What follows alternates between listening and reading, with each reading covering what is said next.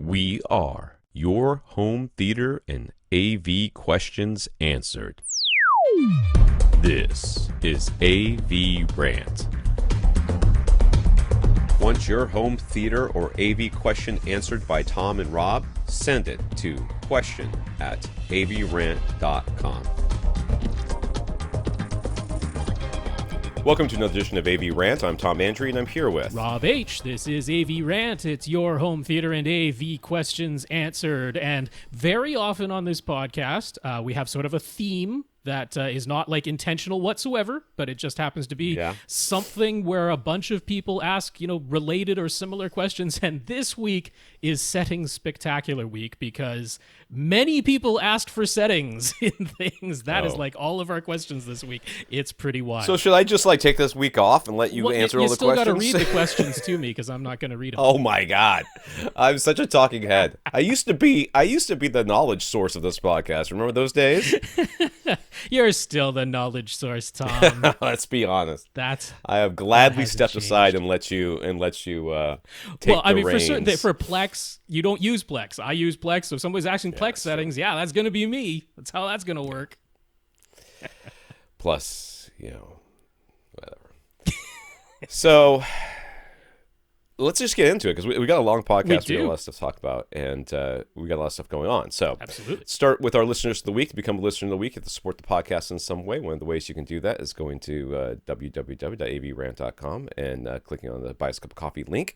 So we want to thank our donor, Ryan, who did that and sent us a PayPal donation. So thank you very much, Ryan. Yeah, Ryan, thank you very much. Anyone else who'd like to donate, come to the website. It doesn't even need a www, Tom. It doesn't even need that. One of these days. Hey, man, I've only been saying it for...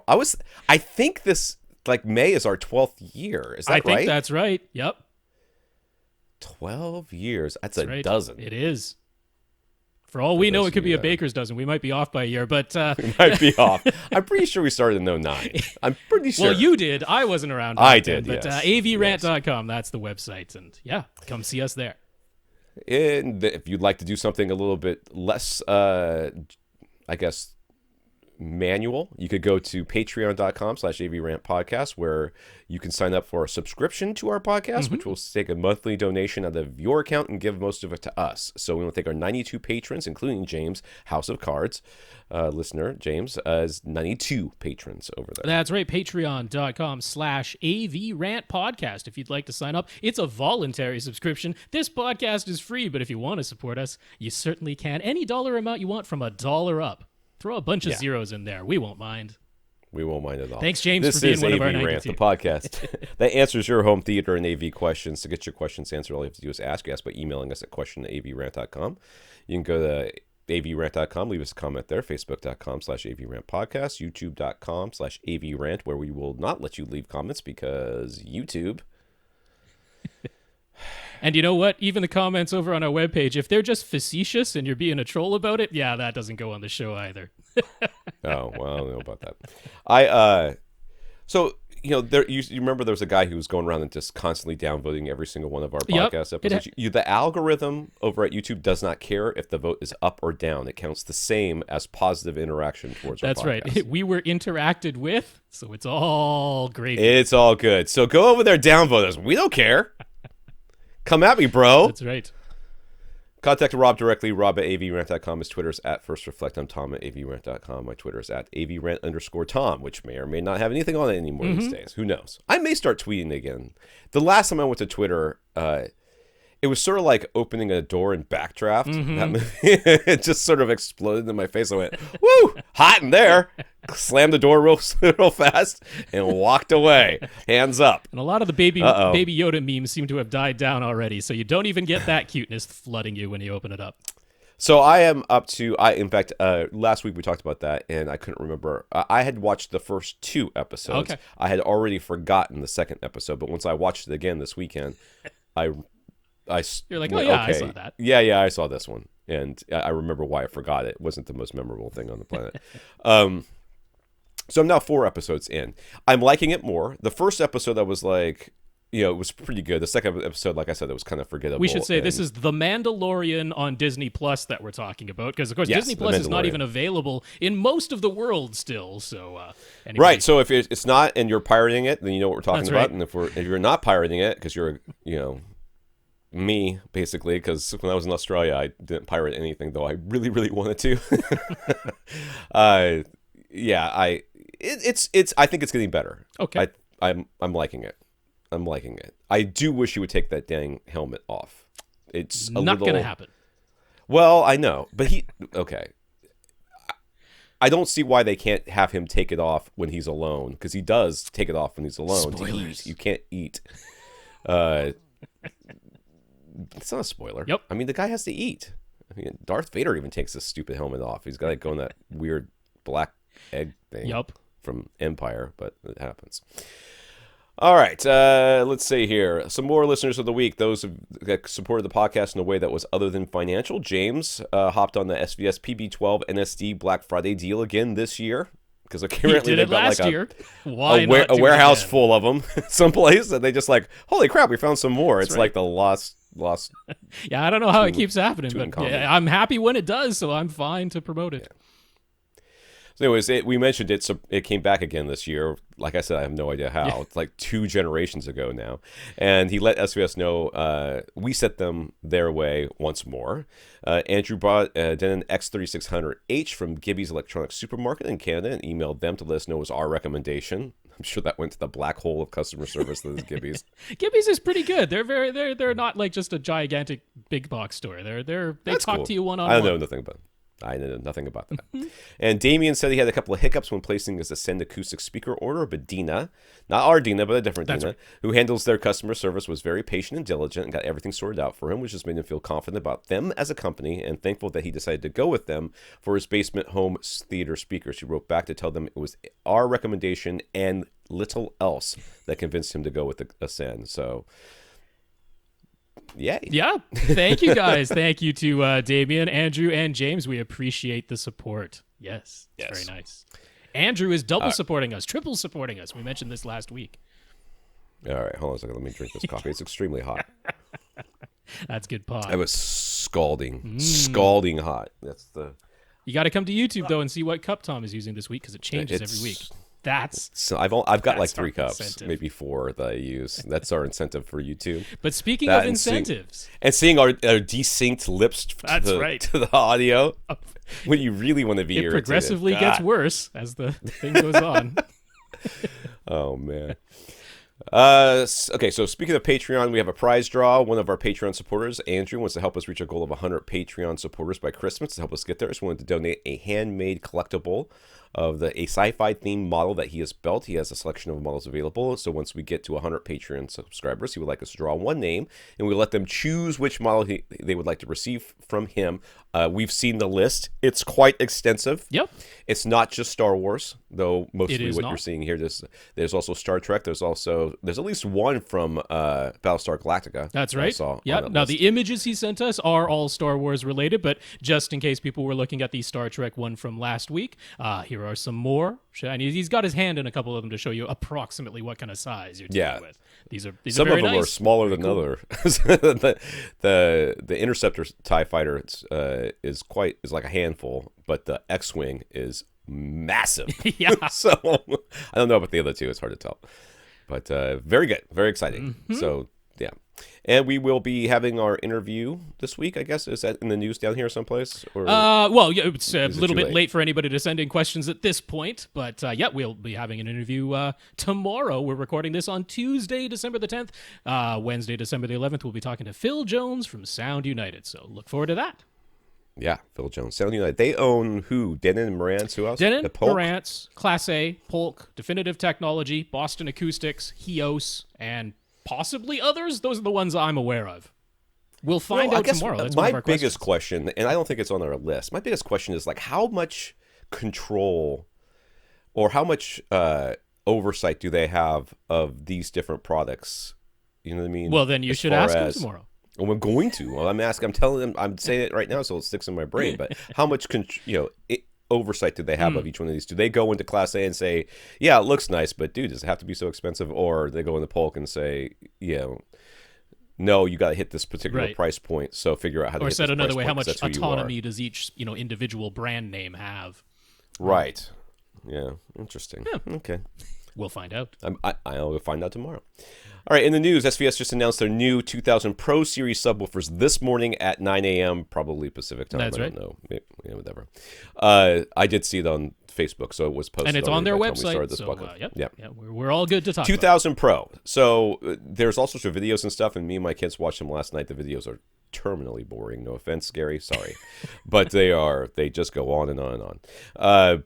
But this is going to replace the 2000 series models, bringing the SVS app and more powerful DSP control down to the lowest price points yet. Their complete redesigned new 12-inch woofers, 550-watt amp, and new cabinets. It's the same amp or very similar amp that goes into the 16 series. It's closest to what's in the 3000 series right now. 3000, it's the most similar to that, but at a lower wattage level. Not surprisingly, this is the 2000, not the 3000 series. But I mean, this isn't just a matter of they slapped a Bluetooth receiver and stuck an app on it. It's like, it's entirely new. The cabinet is now for the PB. We'll get into this a bit, but it's dual ported now. So things have changed. Yeah. So the sealed SB2000 Pro is rated at 19 hertz, which is, I think, 1 hertz lower than the 2000 was. And goes for $800, and it's $900 if you want the piano black shiny finish.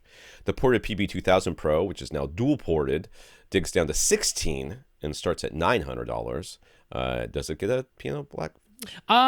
Didn't see it mentioned. I didn't see it on the website as of yet. I'm guessing it probably will. Should just mention back with the sealed one, it's available in gloss white as well. So previously, if you wanted a white finish from SVS, you were stuck with the 1000 series. And seemingly over in Europe, you could get an SB2000 in white. But now the SB2000 Pro, definitely available in a white finish. So that's something to keep in mind. And then, the big PB2000, I think it's even bigger than the PB2000 Pro. I think it's even bigger than the PB2000 was. Dual ported now, which didn't used to be the case. So it looks like if you want to call it slightly shrunk, even though it's still huge compared to the PB3000, but very similar to the PB3000 all around now. Yeah. So the ported PC2000 Pro cylinder comes with sound path isolation feet and also digs down to 16 hertz, starting at $950. Yeah. So we're still under $1,000. That's right. But we're creeping up a little bit here, but not much. I mean, the 2000 series was already around this price point anyway, so it's not a serious increase in price, but it's there's definitely some more performance there. That port is freaking huge. It is. That is an enormous port on the back of the PC2000. The PC2000 port, I was like, how does that not affect the structural integrity of the cylinder? Because it is so Pro big at this point. Yeah, but you can see how it doesn't, because even the cylinder is braced inside. Got a cutaway image that I'm showing on YouTube right now. So I can't see it. The big feature, of course, to take away from this, if you just want the one headline feature, is app support now in the 2000 Pro series. That didn't used to be the case. This leaves the 1000 series as the only series from SVS that doesn't have app support. I wonder what the next update to their lineup could potentially be in a few months. Could we figure it out? Let's consult our crystal ball. Don't know if there's a pattern here. It started with the PB16 Ultra, and then the 4000 series came out, and then the 3000, and now the 2000 Pro. Very tough to put that together. I'm flummoxed. Could be anything. So Plex added a bunch of free ad-supported movies and TV shows from Warner Brother and Lionsgate. So all of your DC extended universe. I don't know if any of that is in there. I don't think so. You didn't want to watch them anyways. So what's different from other free services like IMDb TV or the Roku channels that they launched in over 200 countries? The available titles do vary by region. So you're also sharing your viewing data while using this free service, but Plex assures everyone that Hollywood studio and advertising partners won't have any access or visibility into the content or metadata that our users have in their personal media collection. Which kind of... To which I say, sure, right. Sure. So the idea here, I mean, from a statistical standpoint, what they're starting off with is saying, all we really want to know is what's being watched and how many times. We don't care by region. And we don't care who's ad watching data it. as well, since the ads are inserted. You have no choice about it. You can't skip them. You can't get around them. Having a Plex pass that you've paid for doesn't get rid of the ads or even and God help you if it's like Hulu, where it's the same freaking ad. I don't know. It probably is. I haven't tried this again. at all. I don't want to try this, but because I don't want them. Well, you know what? I mean, I'm sure they're peeping in on my data no matter what at this point. So right. I just assume. Yeah. I did one movie on Crackle one time, and it was the same thing. It was the same ad, and it was like every 5 minutes. I'm like, oh my God, you're killing me. No, I mean, it breaks up the flow of the movie for sure, but the irritation of hearing that same music. Yeah. Start up, like the first time you're like, okay, it's an ad. Oh, I kind of like this ad, or whatever. Maybe you hate it. The second time you're like, oh, it's the same one. Third time you're like, oh God. Fourth or fifth time, you start to reevaluate how much you really want to see this movie. And I was watching that Frank Miller directed movie. It's Sin City? Spirit, maybe? No. Oh. Frank Miller did direct Sin City. Okay. He helped with it, but it looks like Sin City, but I think it's called The Spirit or something. There was one like that, It is yeah. awful. Uh-huh. It was terrible. I'm like, I never thought That's that why it's Samuel L. free. Jackson could be a bad movie, could be a bad actor, but he was terrible in this simply because of how bad the directing was. And no offense to Frank Miller, I mean, whatever, but dude, it was so bad. All right, so Clara on Twitter wanted to know how to get rid of it since it destroyed her Plex interface. Get rid of what? This new free movies within Plex, because it just shows up as soon as you do the update, whether you want it or not. There it is, right on your front page, taking up your interface. What I looked at is over in Plex now, all your navigation takes place on the left-hand side now. That's what they've done with all of their various Plex apps. So you scroll over to the left, and it brings up a little menu that comes up, like most other streaming services are doing these days. So they're kind of consistent with like what Netflix and Disney Plus looks like on that front. But it has now added a movies and TV section to your list of things on the left. Now, if you had already set up a manual folder called Movies and TV, because you might have, it'll be a second one listed as Movies and TV with an ampersand sign for the and. So what you can do is go over to the three dots next to that and unpin it from your start menu. Now, that gets rid of it from your start menu, and when you do that, it does seem to remove all of the recommendations and advertising for it from your home page, which of course is the first thing you see. So if that is what was bothering you, just unpinning it from your start menu does seem to get rid of that worst of the worst. But you can't get rid of it entirely. At least I couldn't find a way to do it. If you go to the More section in Plex, it's still there. So I don't know any way to erase it entirely from your Plex interface, because it's part of Plex now. Yeah, and it's on the player side, not the server side. So, yeah, that's how it goes. Okay. I'm deleting emails. I should have done this before. Yes. All right. It's been confirmed that the Ultra HD Blu-ray release of Gemini Man, that's that Will Smith movie. It is. The Ang Lee directed Will Smith movie. Man, I used Ang Lee, man. I used to really like that dude. And then I haven't seen a movie by him that I really liked in quite some time. So maybe this will be the one. It will be in 60 frames per second. So for everyone who missed it in theaters, you'll be able to see high frame rate for yourself and compare your opinions to Rob's take and possibly discover that you need higher bandwidth HDMI cable. So 60 frames per second. Yep, okay. 60 frames per second, HDR. What was your opinion? I don't remember. My opinion overall was I found it quite interesting. I'm not against high frame rate, and I think there's things to learn, things to adjust as we go along. I thought Mary Elizabeth Winstead was the standout in the entire movie, and yeah, it's interesting. I'm interested to hear other people's opinions of it, because I don't think a lot of people saw it in theaters, because not a ton of theaters were showing it that way, and the ones that were only showing it that way for like 1 week, because the movie was not super popular. All right. Maybe you still don't have an OLED TV, but if you go to Singapore between December 6th and 22nd and solve Coca-Cola's Galactic Hunt Star Wars tie-in promotion, you might be able to get your hands on one of their 1,000 bottles with OLED lightsaber artwork on the labels. Yep. So they said these are labels with printed batteries and printed OLED lights. You actually have to hold the label and your hand connects the circuit. So it's not it's not that these are lit up all the time, but when you hold your, I don't know if there's specific places to put your thumb and finger or something like that, but sure, I'm sure there is. Your hand completes the circuit that lights up the lightsabers. There, I mean, hey, you want OLED? All you got to do is fly to Singapore, like right now, and solve this contest. Get your hands on one of those 8,000. I thought that was fun. That's going to be a collector's edition. Of course. That's 100% going to be a collector's edition. All right, Andrew, let's get into the questions here. Do we have anything else to discuss? I feel like we have something else to discuss. We just got something from Denon saying they're releasing new speakers tomorrow. I think it's, is it embargoed? Don't mention that, Tom. I didn't get that. Embargo. Or maybe I did, but I haven't looked at my emails since I started the podcast. Anyways, I just got it. It doesn't say anything about embargo, so...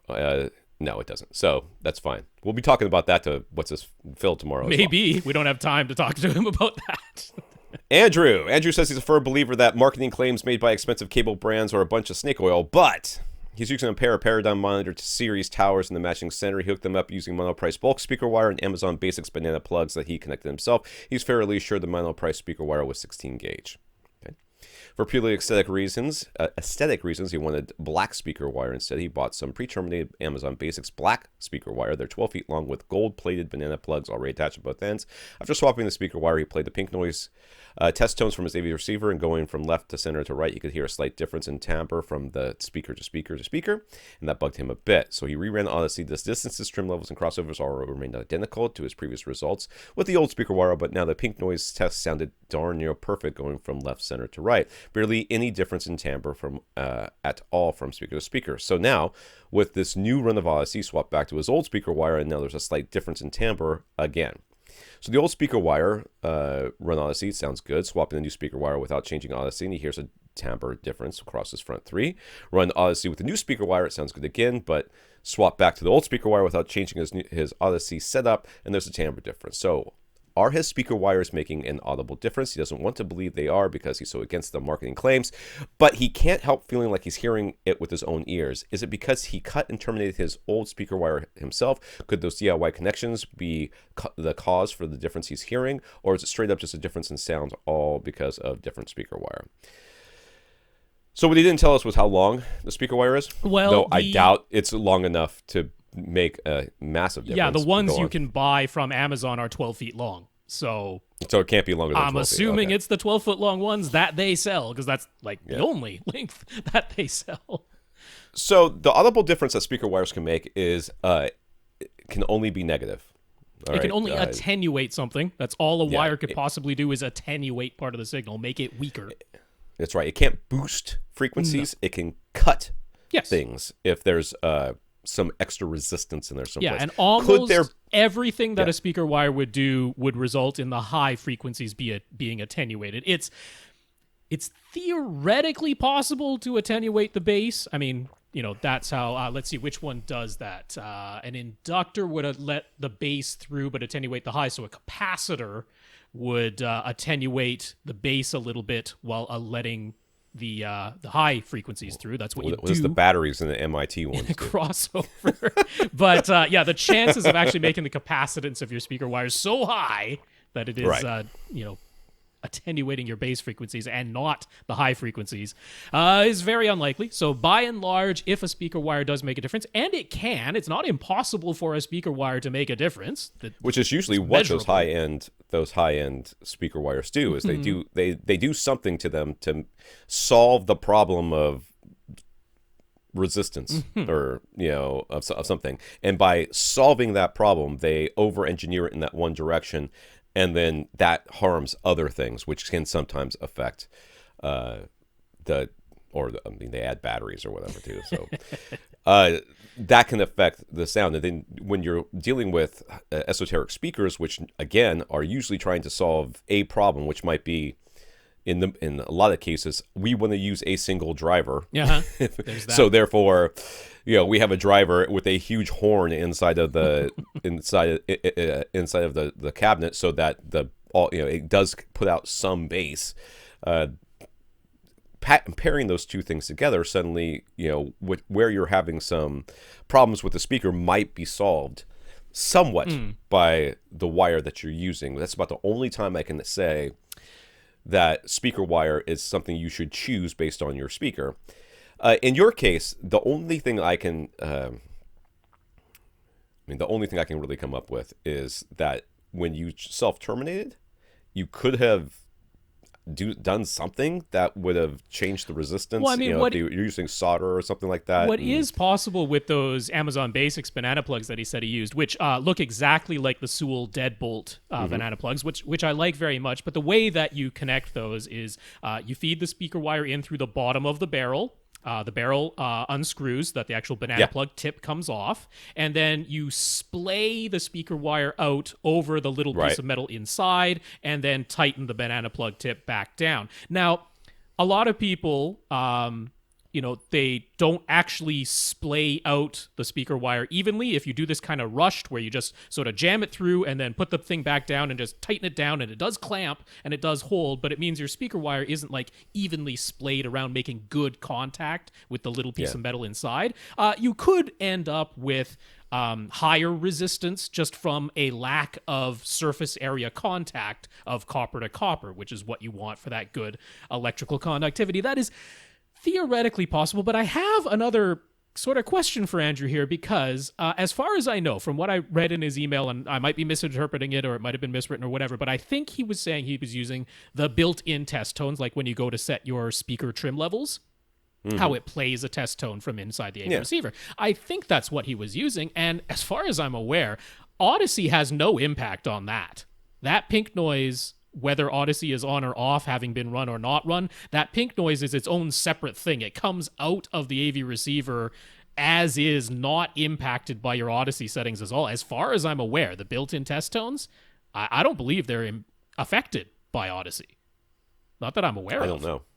I believe that's the case. I could be mistaken. It's entirely possible, but let's pretend that they are. It is. That it is. So okay. if it's not, then the difference you're hearing is between your ears, which could very, very well be because of where you sat. That's in the room. Right. It could be a positional thing, because if you are, you're talking about hearing a timbral difference from left to center to right.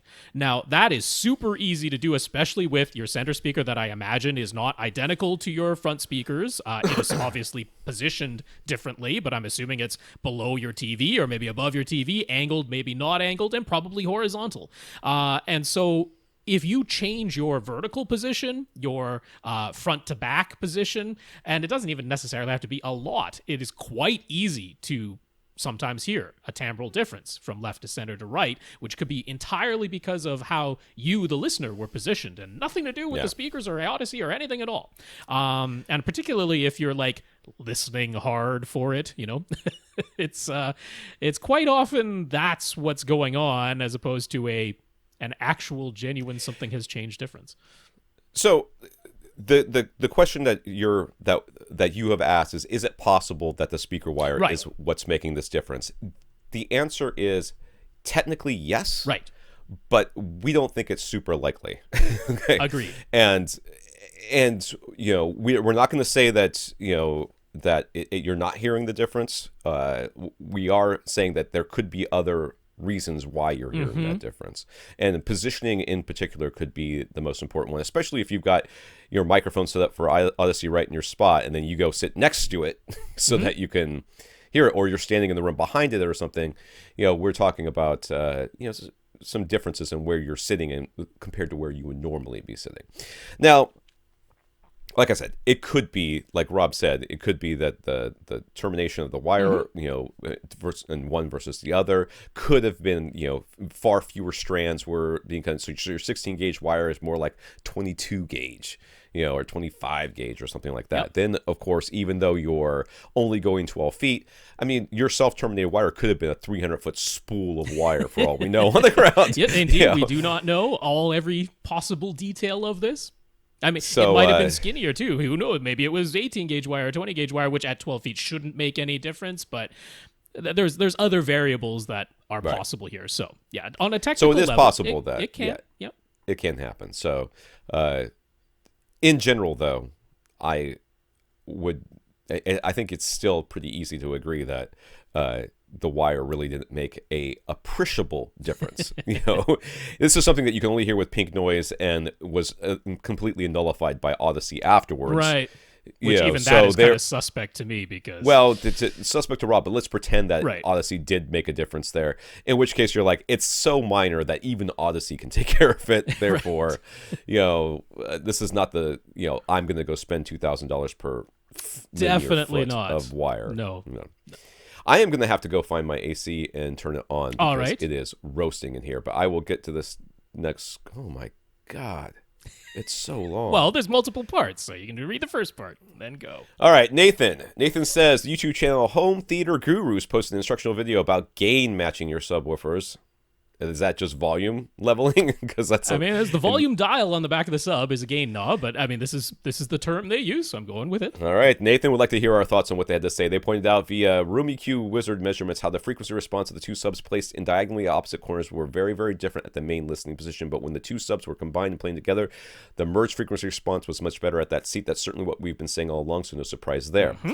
But they made the point that if you just look at the individual responses of the two subs, one of them had a big dip across a wide range of frequencies, while the other sub had consistently higher output over most of the frequency range. Again, combined, the merged frequency response looked quite good. But since the common advice is to level match your subs individually using an SPL meter, or if you're using Odyssey's sub EQHT, it attempts to level match the subs independently, they said you might end up with that first sub with this big dip in the frequency response set too loud, while the other sub might be set too quiet.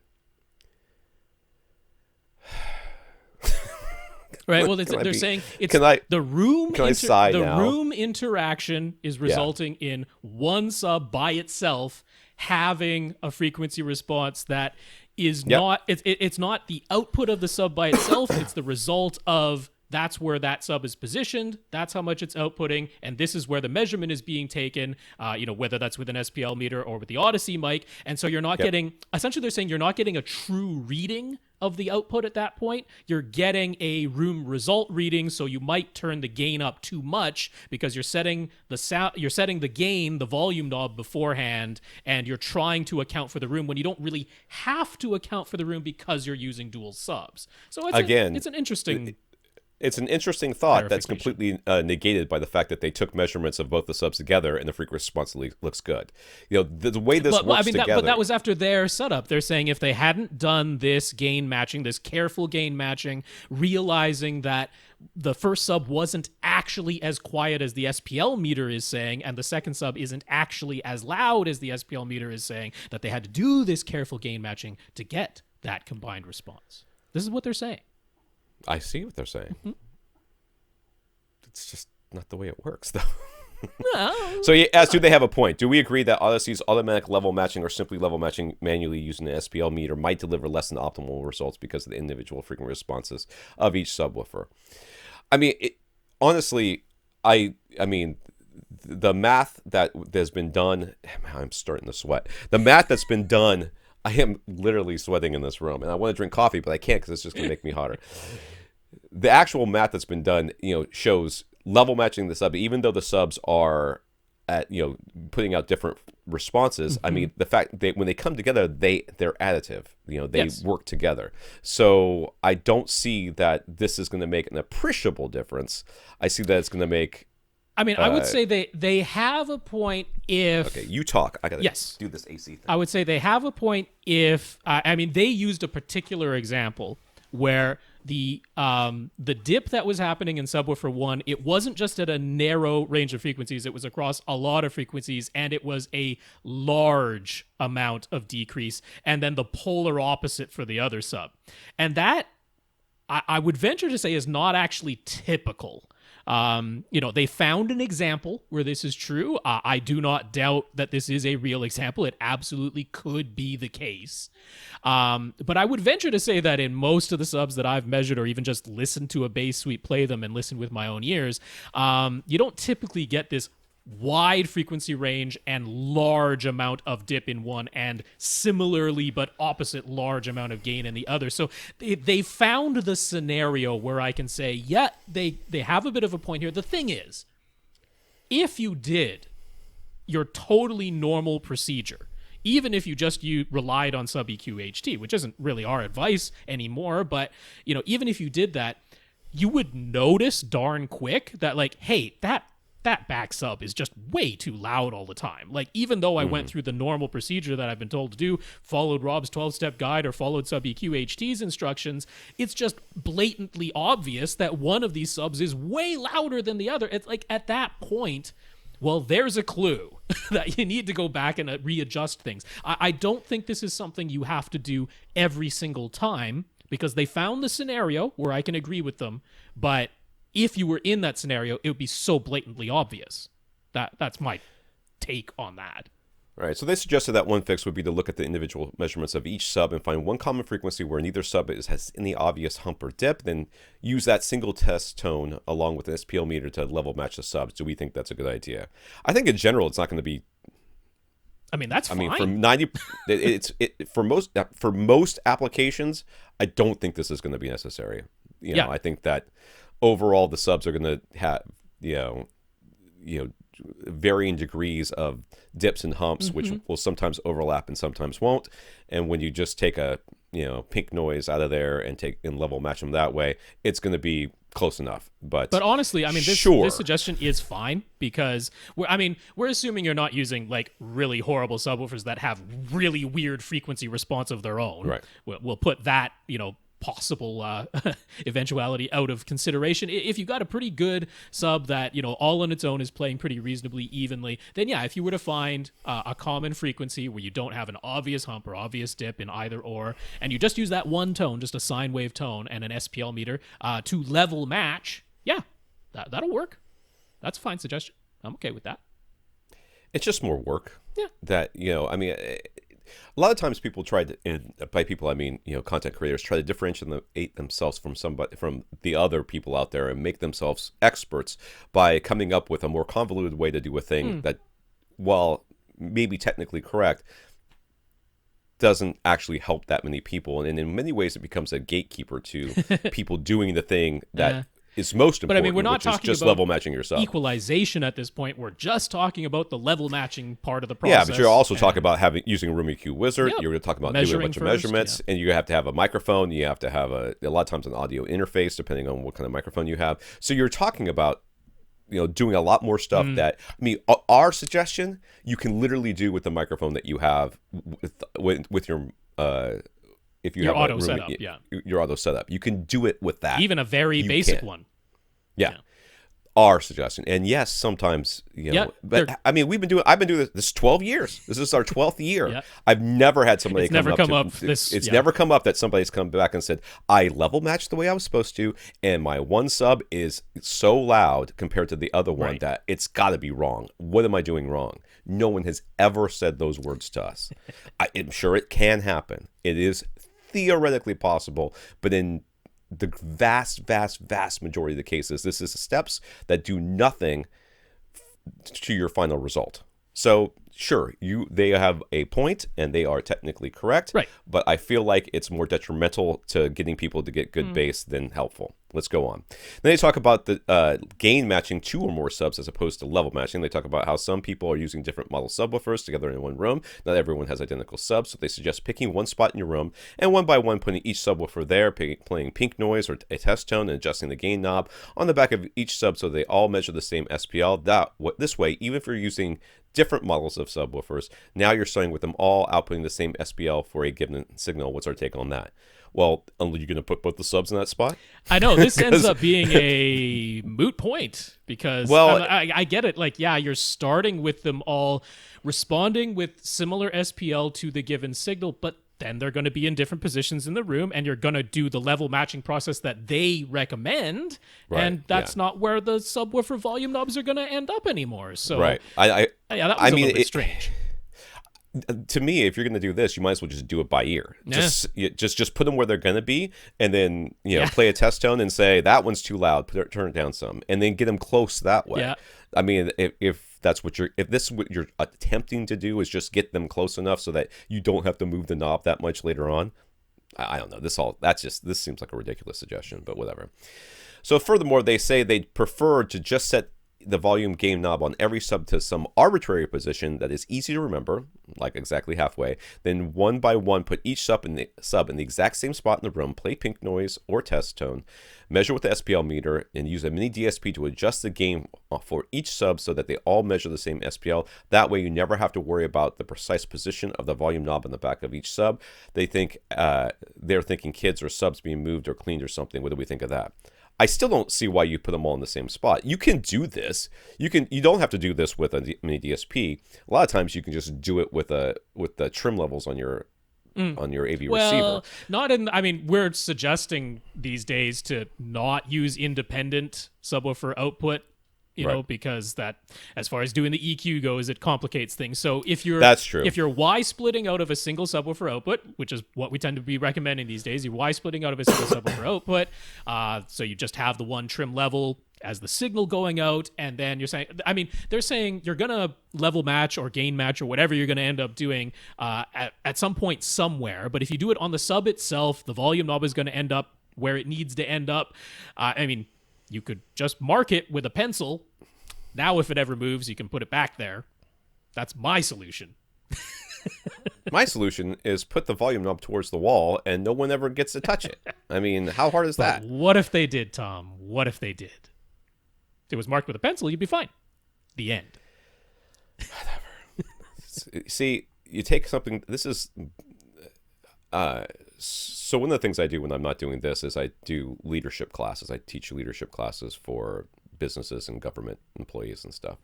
And oftentimes when you see these leadership gurus, they'll take something that one thing that works and makes sense, and they extrapolate it out into ridiculousness. And that's what's happening to me here. They took one thing that makes sense, which is, if you had a sub that at different ports in the room, one sub was it was boosted a lot and the other sub was cut a lot, you wouldn't get proper level matching. Mm-hmm. Well, yeah, theoretically true. So then you can level match them this way. All right, also theoretically. Now stack them all on top of each other in one spot of the room and use me. What? What?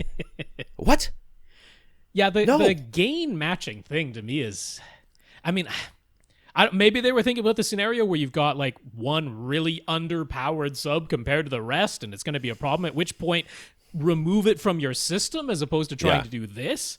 Yeah.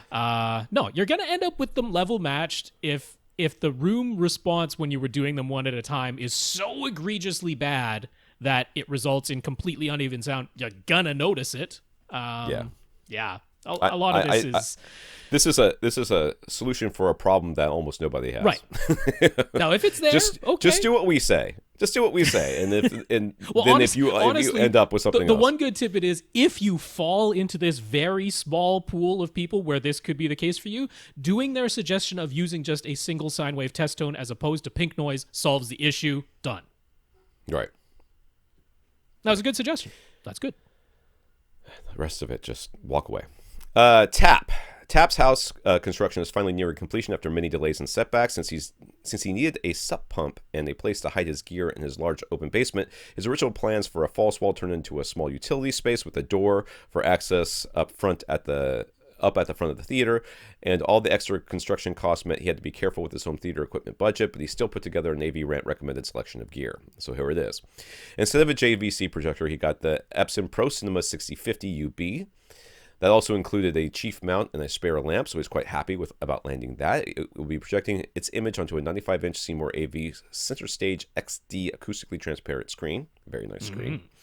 Behind the screen, embedded in the utility space wall now, is vertical Ascend CMT 340 SE for a center, two more of those on either side for his front, left, and right. While they obviously aren't meant to be in-wall speakers, their rear ports are now firing into the utility space. His surrounds are HTM 200 SEs, again Ascends, and four mono-price in-ceiling speakers round out the Atmos speaker setup. A pair of SVS PC2000 cylinder subs handle the low end, placed on the left and right sides of his theater, and it's all powered by Yamaha RXV 2885, which is identical to the 2080 5.2.4 receiver model, except for its price is lower because it's part of the RXV series and doesn't have the fifth foot. Yeah. Oh, that's right. I RX-A forgot about that series fifth always foot. has that fifth foot in the middle of the Of bottom. yeah, because that makes it more You steady. take away the Whatever. foot, and apparently the price drops by about $200 or $300. So his front speakers look like they are embedded in the wall, but Yes. there's a door to the right of his screen, so That's the ports are firing back out into that. Now, I mean, So that's going to reduce the bass that you hear Yeah. from those speakers. That's what that's going to do. It's not going to prevent them from working or something, though. right. So it's just for everybody else, in general, a port is meant as an additional source of sound for the speaker itself. Yeah. It's a design choice, but what it does is it gives air within the cabinet a place to escape from through the port, which also tends to add bass. Yeah. 'cause So the port by putting resonates these at in, some frequency. yeah. By putting these in the wall, with all that bass is now not in the room, it's outside of the room, it's in a different room, which is fine, but it now means that its low end is not as low as it was before. Right. The fact that you're going to be crossing these over at 80 hertz anyways, not going to be a problem. Probably Okay. negates all of that, and it's almost certainly fine. Yeah. So he's got cylinder subs to either side. Looks like midpoints of the side walls. He's got, you can't see the center channel because it's behind the screen. And then he's got in-wall speakers right above his subs. Yeah. It looks like. As his so he'd be sitting surrounds. close as a surround. And in ceilings, so 5 by 2.4. I did not see the in ceilings in this picture. Oh, I see them now. Yeah, Yes. at the top there. White, round white things They that are. blend really well into a ceiling. His walls are like a light gray or light tan, Yeah. it looks like. So, and the ceilings are white. It's got soffits on either side, and it looks very nice. So he hasn't purchased any acoustic treatment yet, other than a rug that will go in front of his sectional sofa. It is hardwood or something that looks like hardwood. That's Could be right. that tile stuff. Yeah. It could be laminate. I don't know. He's strongly considered DIY, but he's also seen some very inexpensive acoustic panels being sold on Amazon. What would be our recommendation for the acoustic treatment front?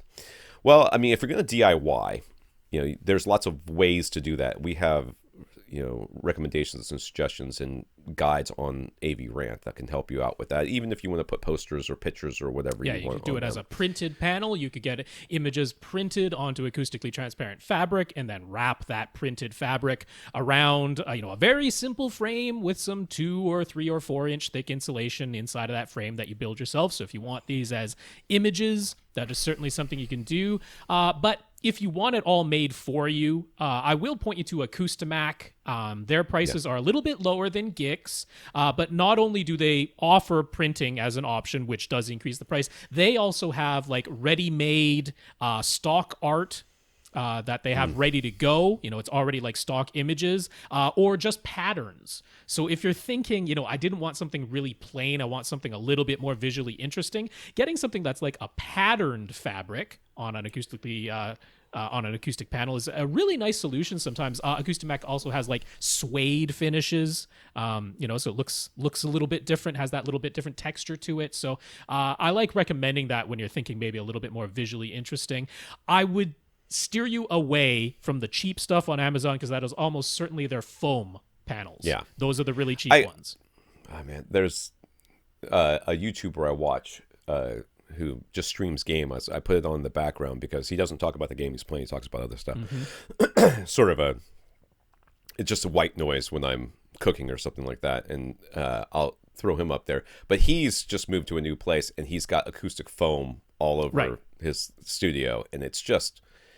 keeps falling off the wall. It's supposed to stick up there. It doesn't stick. It keeps falling off the wall while he's doing it. And it's okay for voice. Yeah, for a vocal booth, it's vocal stuff. It's fine. But I keep thinking, man, if you just spent a fraction of what you spent on these millions of little 1 foot by 1 foot panels that he's been trying to stick all over this place on one acoustic panel in front of you or one acoustic panel behind you, it would have been a million times better. But here in Tap's whatever. room, I mean, the other thing you can do, we've talked about, you can put up simple like 1x2 framing that you just mount directly onto your wall, perhaps on that soffit area as well, and you just put some very inexpensive insulation into that frame that you built, put fabric over the whole thing. You don't even necessarily need to make individual panels. You can like span the whole left wall, span the whole, what's available of your front wall. Because I mean, keep in mind, one of the ideas we had originally was false wall up front, and basically that whole false wall was going to be insulation. Well, that plan is gone now, unfortunately. Yeah. So, I mean... That front left corner looks like it Oh, yeah. I mean, the left you certainly want to treat because your right side is basically open. Yeah. So you definitely want that left side treated. But I mean, this is pretty hard and reflective everywhere in this room. So this is one of those cases where you can put something would be good. Anywhere is good. I like a chunk trap up the front left corner. I like a nice thick 4-inch panel if you can get it on your left wall, kind of as or big maybe as you two can, of them side honestly. by side. Yeah. So, two by right by each other across from that open doorway. Yeah. To kind of simulate that same thing. Anything behind you that you possibly can. We don't know. Yeah. So I mean that he says, that column where you see his right surround speaker. So if you're coming like back in the photo towards our viewpoint, that's open too. So that's just a column there. It's not like a continuous wall from that point on. So his whole right side, essentially, except for a column and a bit of the stairway, is open. So you definitely want to treat the left-hand side of your theater. I would try to put something on all of that soffit area if you can, and that probably wouldn't be panels. That would probably be some, very simple framing you put up there yourself and just insulation and fabric over the whole thing. Yeah. So he says this is not an enclosed space. Behind the theater area, the space continues back for a bar or a lounge area. It is open on the right side to another room that's nearly as large. You can control the actual lights in the theater area, but with openings on the right-hand side, you won't have total light control. Do we have any suggestions for lighting control ideas that help him get the best image from his projection setup? Curtains. Yep. And this is something that Lee and I discussed a couple weeks back. If you go motorized, this can turn into a real slick deal when you hit a button on your Harmony remote and the lights in your theater area dim and your motorized curtains close, and it's all in response to one button push, and it can be very slick and appealing. There's a restaurant we have in town called Noble Crust, which I think is a chain. It might be a small local chain, but there's definitely more than one of them. But what they've done around their bar area is every surface around their bar area, like even underneath the bar, it's all acoustic panels. I think it's only about 1 inch thick. But the idea is just to cut down on all the reflections, because of course they have glass up there and everything else, mirrors behind the bar.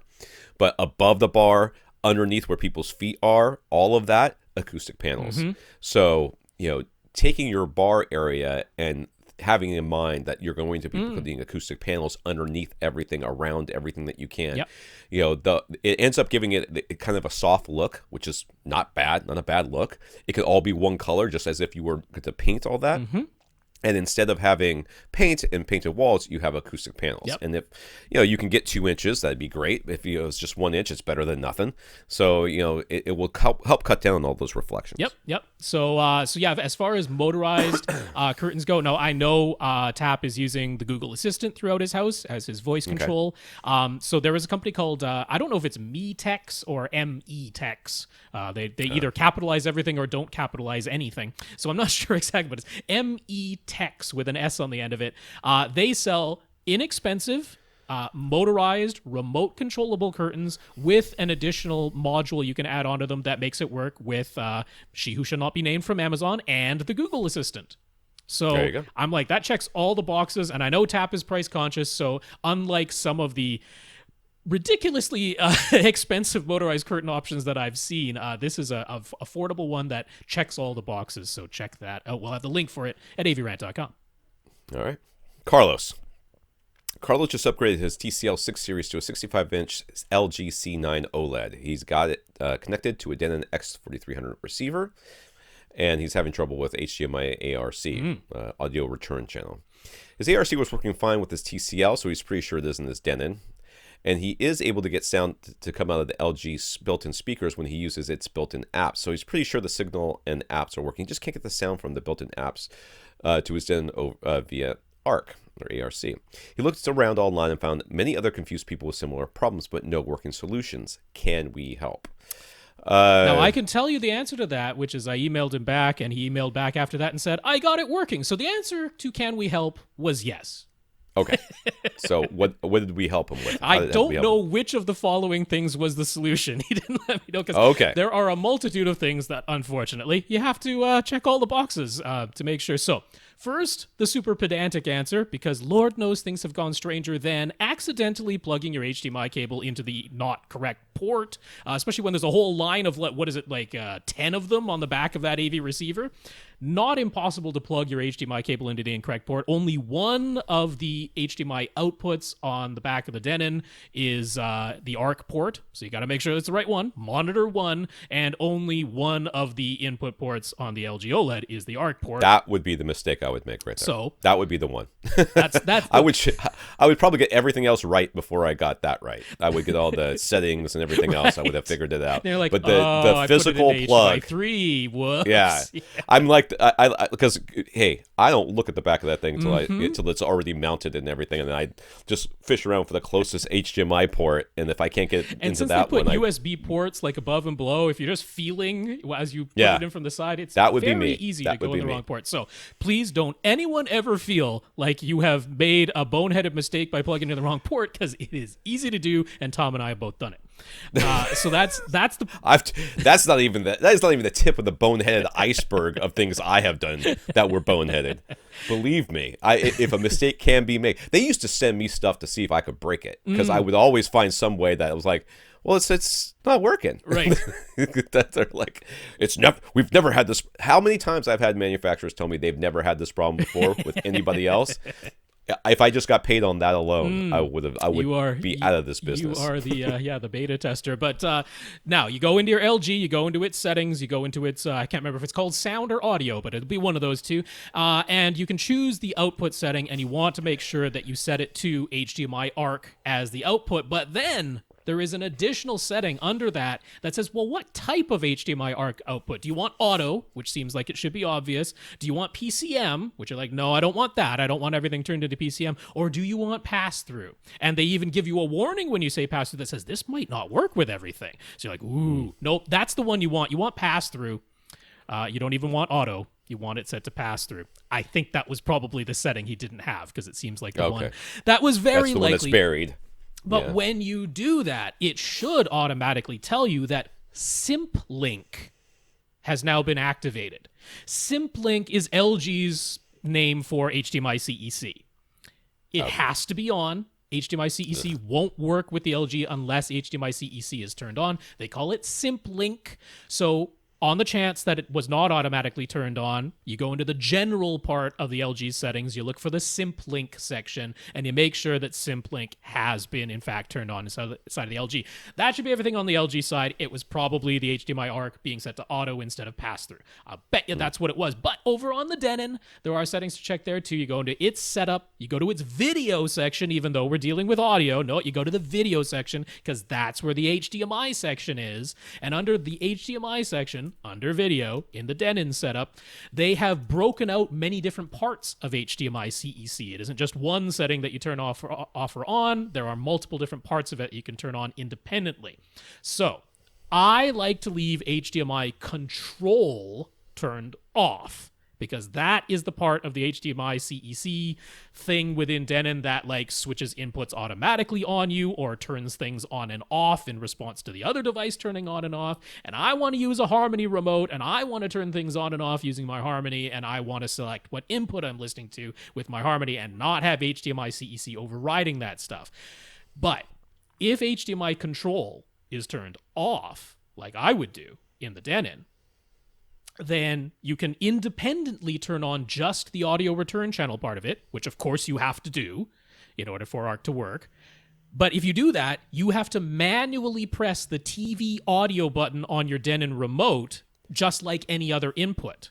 It won't automatically go to ARC when you're using an ARC source, because you've turned HDMI control off. If you turn HDMI control on, it should automatically go to the TV audio input when you start using an ARC source, but then you have to deal with all the HDMI CEC stuff. Yeah. Settings. Exciting. All right. Let me go back to the questions here. I kind of phased out there. What should his OLED Light setting be for SDR, HDR, and Dolby Vision? There are conflicting settings listed across the web. Yes, and this is a C9, so we have to keep that in mind. Now, let's start with the easy one, which is HDR. For HDR mode, the OLED Light setting should be 100. That's where it starts. There's really no way to move it. I guess you could move it down, but yeah, it stays at 100. The Dolby Vision setting, this is probably where you're getting conflicting reports, because the 2016, 2017, 2018 models all started with OLED Light in Dolby Vision mode set to 50. And then you could move it up or down and it would dim or brighten the image as a whole, which was actually kind of a nice adjustment to be able to make. But they took it away in 2019, and now Dolby Vision starts at 100 for the OLED light setting, and that's where it needs to stay. If you want Dolby Vision to look brighter as a whole, you have to switch picture modes entirely. Use the Cinema Home mode instead of the Cinema mode, and that'll brighten the image as a whole. But you can't do anything with the OLED light in Dolby Vision in the C9, the 2019 OLED models from LG anymore. SDR. SDR is a bit tough because it depends on your ambient lighting conditions. There is no truly, well, I guess there is a truly correct setting, which is if you're in a pitch black room and you're limiting the maximum light output from the OLED to 100 nits, because we're dealing with standard definition, then the OLED light setting should be at 14. That is the correct setting for exactly 100 nits coming out of it. Most people are like, whoa, that seems shockingly low. So there's things to consider. If you keep it at 35 or lower, the automatic brightness limiter will never kick in. So if you are bothered by, I'm watching hockey and the whole thing, like it goes to the announcers and the image seems to brighten up, and then it goes back to the hockey rink where it's almost all white and the image like dims as a whole because of the automatic brightness limiter. If you keep the OLED light setting to 35 or lower, none of that'll happen. It turns the automatic brightness limiter off in effect. But some people still find that a bit low if you got fairly high light ambient light conditions. I like to suggest keeping it at 45 or lower. When you go higher than that, you start getting into above 200 nits, which shouldn't really be happening for SDR, for standard dynamic range. Clear as mud, eh?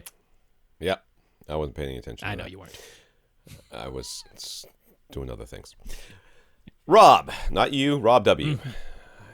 We previously talked about Rob's TV upgrade option. He said he could spend as much as $5,000 for a 77-inch OLED, and that was a potential option. But of course, he could spend less or even go bigger if he opted for a QLED instead. After hearing our advice, he decided he was going to go with the OLED. But then Costco's Black Friday prices came along, and he still ended up with an OLED, but instead of a 77-inch, he couldn't pass up on the price they were offering for a 65-inch OLED instead. He could have bought 3 65 inches for the price of one 77. Well, if you could get 4, you could put them right next to each other and then and have 8K resolution. Have 8K. With just a little bit of borders in between. That's right. So he moved his seat closer, and he's feeling pretty good about the large amount of money he saved. He says the picture is astonishingly good, and he never thought there was anything wrong with his TLC 6 series, but now he's seen them side by side, and our advice was spot on. No going back from OLED now. Yay. The only thing slightly bugging him is it could have been bigger. It could have. It does exist. In his mind, he had resigned himself to spending over $4,000 for the 77-inch, which seemed a bit nuts, but it was really what he wanted. But the price of the 65-inch was so good, it managed to change his mind. So he's curious, do we have any similar buying experiences we could share, and how did those ultimately turn out? There's potentially still some time for him to change his mind again. Well, okay, so I am like the king of buying almost what I wanted. Mm-hmm. And it has taken me well more than half my life to finally get to the point of saying to myself, just buy what you want so that you won't be disappointed, because you will always be disappointed. But in your case, it's slightly different, because usually what I do is, instead of getting the one that I actually wanted, I get the one that's like the knockoff brand, not quite as good, but like half the price, right? And then I end up with this thing that I'm struggling with, and I kind of hate it, and I wish I had gotten the thing that I had wanted, or it breaks really easily or whatever. So what I'm going to suggest to you is that you actually got the thing you wanted. Sure. It's just not in the size that you wanted. That's true. Okay. But what you really wanted was not the size. You wanted the field of view. Yes, correct. Okay. That's what you wanted. You wanted the field of view. So you solved that by saying, I'm moving my couch closer. That's right. Now I have the field of view. So in your case, the performance is in no way diminished. You know, the 77-inch to 65-inch, there's not going to be a huge difference in performance there, or even any difference in performance there. The only thing is that you can sit further away from the 77-inch and get the same field of view. Yeah. So I would say, just remember that. And I mean, it's a lot. It's like $3,000 he saved. It's a lot of money. It's ridiculous. It's ridiculous. Yeah. Yeah. So I am 100% behind this solution. Now, if you had said... the other thing he could potentially do is take a little bit of the money that he saved, get one of those like scissor mounts, wall mounts, and like like move the TV out from the wall when you're watching. For and the push $3,000 that you saved, you could probably buy one that you could press a button on a remote and it would come out towards you, and that would look cool. I mean, I would take that $3,000 and sink it all into subwoofers and motorized. Oh yeah, I mean, I can pay for a lot of other things. Motorized curtains and lighting and everything else. I mean, you're talking about a whole bunch of I mean, if this were like a $500 difference, I'd be like, that's one of those things. I'd be like, I'm probably going to tell you, because my experience has been, I mean, I've done this in the past too. Like when I really wanted my very first Pioneer plasma, I went with a Samsung plasma instead because it was so much cheaper. Yeah. Ultimately, a couple of years later, I bought a Pioneer plasma because that was what I had my heart set on the whole time. I don't know what is. I'm sure there's other examples where I've done a similar thing because that wasn't the only time. Oh, I've totally done that. But I've totally done that. I've gotten to the point now where I'm like, I mean, first of all, I do enough research on home theater stuff that I'm very confident in my own research at this point. And so I go, you know what? I know what I want. So unless I get what I want, it's just time to wait and save or wait for the prices to come down. I'm at that point now where I don't compromise at all anymore as far as home theater gear goes. But yeah, this is tough. This is like, you can get the experience you were after and save $3,000. So yeah, that's so much money. I don't think you should return it in favor of spending $3,000 additional dollars to get the 77-inch. I think you found a good solution. Yeah, I'm 100% behind that. He says there are a lot of picture setting options. He knows we've talked about OLED picture settings before, but could we please go over them again for him? So instead of going through all of them, because there are a lot and not everybody wants to listen to me ramble through that for that long, even Tom might lose interest. I've already lost interest. I actually posted the settings that I use for my 2017 OLED. I made a post for that on avrant.com. We'll have the link directly for it in the show notes, or if you just want to Google AVRant OLED settings, it'll come up for you. But there are differences between the 2017 and the 2019, and I didn't know those at the time that I wrote this article. I guess I can go back in there and edit it. I don't want to because it's time. But instead, what I'll do is tell you the few differences that to look out for. So number one, your new 2019 has a whole bunch of stuff that's called AI. It's like AI like lighting, AI picture mode, AI sound, turn all of that crap off. None of it is actually AI. It's a bunch of if-then statements, and you don't want any of it because it's just going to mess with your images. So turn anything that says AI, turn it off. The Dolby Vision OLED light setting that I mentioned. So in the settings that I gave, I say set it to 50 or bump it up if you want a little bit more. You don't have that option now. It's stuck at 100. So that's in Dolby Vision. OLED light is 100. The color gamut for Dolby Vision can now be set to auto in the 2019 models. So now all of them are auto. That's not too difficult.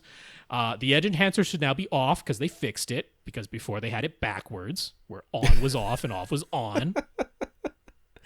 All right. And black frame insertion is a new feature for the 2019s.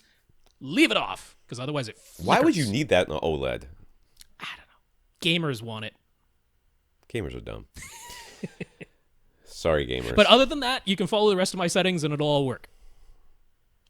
Mitch got a JVC NX7 projector. It's spectacular. It's connected to his Marantz SR7011 receiver with 7.1.4 Atmos setup, and for Ultra HD Blu-rays, it's better than any commercial movie theater. I would agree. But with so much available via streaming services these days, he wants the best available streaming quality and experience too. He already owns an 2017 NVIDIA Shield, but he knows Rob has repeatedly said to use an Apple 4K TV or TV 4K instead. He's entirely willing to follow that advice, but why again? What is the Apple TV 4K going to do for every streaming service that is better than the NVIDIA Shield? It's not for every, it's just for some. But really, if you're worried about your streaming service, the thing you should be worried about more than anything is your internet connection. That's true. Yeah. That's if your internet connection is bad or not, as high as it needs to be for these 4K, HDR streams, then no matter what box you have, it's going to make no difference. Right. You're still going to get frame rate, changes, and HDR convert, dropping down to SDR occasionally. So right. number one, more than anything, make sure that you've got that your good high-speed internet. I can agree with that. Now, in Mitch's case, he's using a projector, so we don't have to worry about Dolby Vision at all. So that was one of the things. Now, the 2019 NVIDIA Shield devices can do Dolby Vision, but he's got a 2017. So if he were using a Dolby Vision TV, that would be one feature to be aware of, but not in his case. So the main thing is, first of all, if you're using Disney Plus, the only device right now that is outputting Atmos audio from Disney Plus is the Apple TV 4K. I am sure that will change in the near future, but for the moment, it's the only one. I'm not sure about other services, if there's any others that are the case, but you can be very certain that if a certain HDR format and Atmos is supported by a streaming service, the Apple TV 4K will do it. So it's like the safe bet as far as that part goes.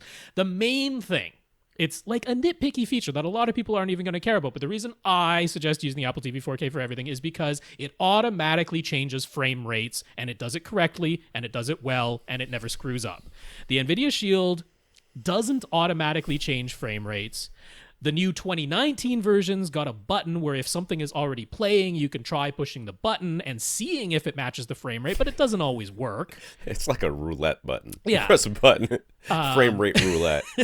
And it's not automatic. So, that's about it, honestly. For the people who are like, I have an NVIDIA Shield, I love it, I don't want to touch an Apple TV 4K, I'm like, other than the frame rate matching, it's great.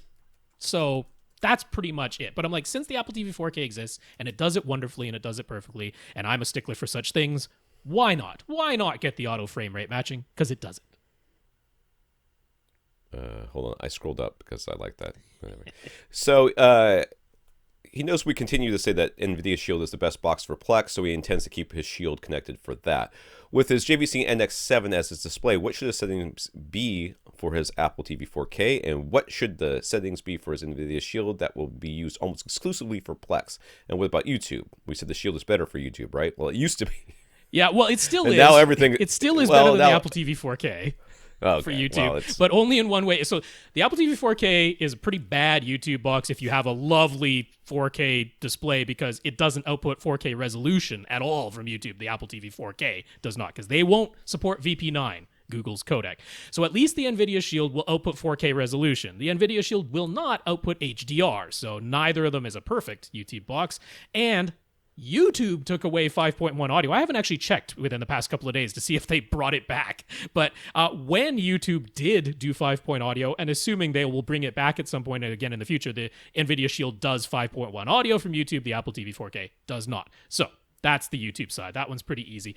As far as settings, okay, so the Apple TV 4K, it can be confusing because they ask you right away, as soon as you connect it to an HDR and or Dolby Vision compatible display, a thing pops up that says, you're connected to an HDR display. Do you want to activate HDR? And you would think, well, yeah, I do. That seems like the thing to do. But if you say yes, everything will be in HDR all the time, and it shouldn't be, because most of your content isn't, including your menus and your games. Like, no. So go into the display settings, set it to 4K SDR. That's what you want the default to be. The Apple TV 4K, you can put at 60 hertz because it auto-switches frame rates down properly. You want it in YCbCR color space, not RGB, because all of your videos are in YCbCR. And your choice between 420 or 444 output. If you're going to play games on it, you probably do want to put it at 444, because otherwise some of your colors will be the lines won't be quite as sharp. When it's a colored line on top of a colored background, won't be quite as sharp. I leave it at 420. Because that's what all videos are in, and if you're using a long HDMI cable, it saves you some bandwidth, but that's kind of a try both. If your cable handles the bandwidth, go ahead and leave it at 444. There's the match content settings for the Apple TV 4K. Turn them both on. Turn the range on. That's your frame rate matching. Turn the range on is the HDR matching, and the frame rate is the frame rate matching. So turn them both on. It works wonderfully. On the audio side, it's really simple. Set it to Atmos available, and when Atmos is available, it'll play in Atmos. When Atmos isn't available, it'll come out as PCM. So that's all good. What was the other one? Shield. What is it the Shield to? All right. So, yeah, the Shield. All right. Thankfully, this is for the 2017 model, not the 2019. This is the 2017 model, although it's going to be the same. All right. So still 4K resolution, except they give you the choice of like every variable of 4K resolution. So you want 3840 by 2160 because that's Ultra HD, and that's what all your videos are dealing with. So 3840 by 2160.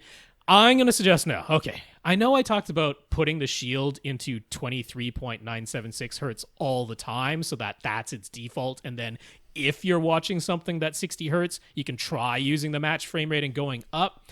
But multiple people have now said to me, it looks too choppy. I can't even use the thing. And I'm like, yeah, it does. It's a horrible experience moving around the menus when everything is at 24 frames a second. So put it to 59.94. Because they give you the option between actual 60 and 59.94. And 59.94 is correct.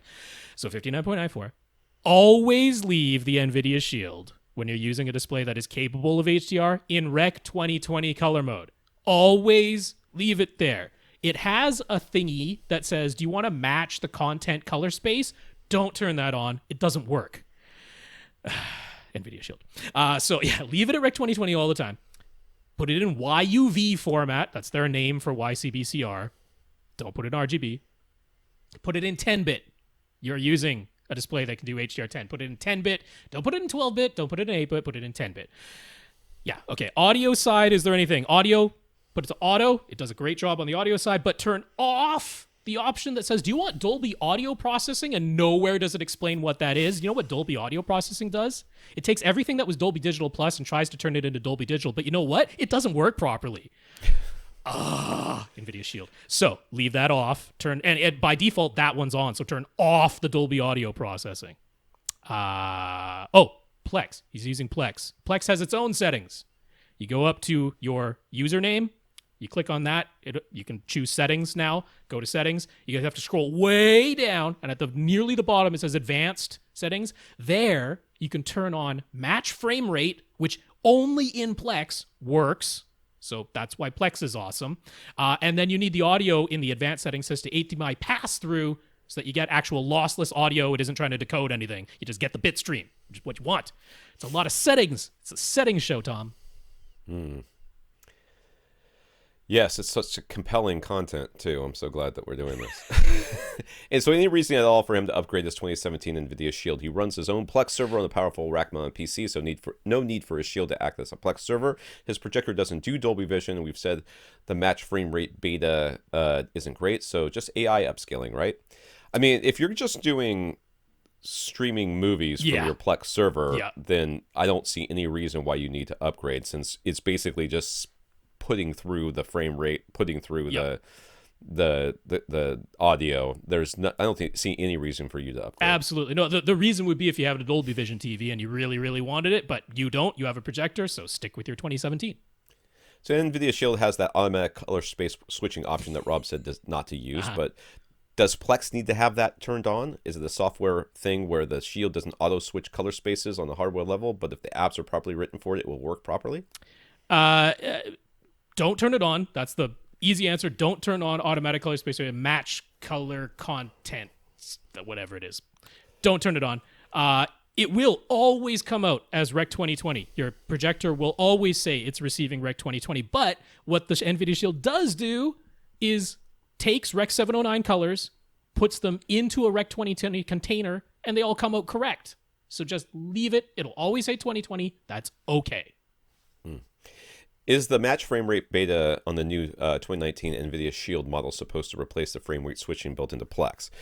Is it just there to add frame rate switching to apps that don't do frame rate switching themselves? How does it work if you're using Plex? Yeah, so if you're using Plex, Plex has its own frame rate switching built in. That's under the advanced settings. I guess they are trying to give you some option to match frame rates in apps that don't support it. Apps could be written to support it. Obviously, Plex did it. But I guess that's what it is there for. It doesn't replace what Plex does. It is unnecessary within Plex. There's nothing to toggle on and off. It is the thing where the content has to be playing already, and then you press the button, and inside Plex, it does nothing. So, that's the frame rate thing. All right, finally, done with that. Let's do something that doesn't involve settings. Except I think this one does. Oh, my God. Patricio went Black Friday shopping for a TV. He had considered a 65-inch OLED, but the Vizio P Quantum X was over $700 less, so he couldn't pass it up. And the savings left him enough money for the acoustic treatments he so badly needs in his master bedroom. He got his Vizio connected to the Denon X1600H receiver. He tried using the Plex app that's built into his Vizio. 4K and HDR all worked, but his audio was down mixed to 2-channel stereo. His Blu-ray backups in Plex have lossless Dolby True HD or DTS HD master audio, and some have Atmos or DTS X. So how can you get those bit streams using Plex on his Vizio P Quantum X app? Atmos comes out of his Vizio if he uses Netflix or Amazon Prime Video, so it should be able to work for Plex, right? Nope. Unfortunately, no. There is no way to get Dolby True HD, DTS HD Master Audio, or the Blu-ray / Ultra HD versions of Atmos and DTS X to come out of the app that's built into your Vizio TV. It just doesn't have the ability to do it. So unfortunately, you can't do what you want to do with the equipment you have right now. Atmos is one of those things where Atmos is not its own like inherent format, right? Atmos from Netflix is not the same thing as Atmos from a Blu-ray disc. Atmos is an extension to some other audio codec. So it could be Dolby Digital Plus with an Atmos extension, which is what you're getting from Netflix or Amazon Prime Video. It could also be an extension to lossless True HD, which is what you're getting off of a physical Blu-ray disc. So it isn't the same thing. You can get Atmos from Netflix or Amazon Prime from the built-in app, but that is not what is on a Blu-ray disc or an Ultra HD Blu-ray disc. So it doesn't work coming out of Plex. So the solution is to get an NVIDIA Shield. Now, in your case, he already has a Plex server, so you could get the cheaper one, which is the cylinder-shaped one, the new 2019. It's all they're selling these days. Your Vizio supports Dolby Vision. So, hey, that's a good choice, because the tube NVIDIA Shield from 2019 now supports Dolby Vision. That's great. You might have just heard me go through a bunch of NVIDIA Shield settings, but if you want Dolby Vision, they're ever so slightly different. Now, it's not that tough, because if you turn Dolby Vision on in the NVIDIA Shield, you are greatly limited in the number of available choices for output, because only some of them work with Dolby Vision. Yours will be the same thing that I said in the last one, 3840 by 2160, 59.94 hertz, Rec 2020 all the time. But yours will say YUV422 instead of YUV420, and yours will have to be 12-bit instead of 10-bit. You have no choice to do Dolby Vision. It has to be 12-bit.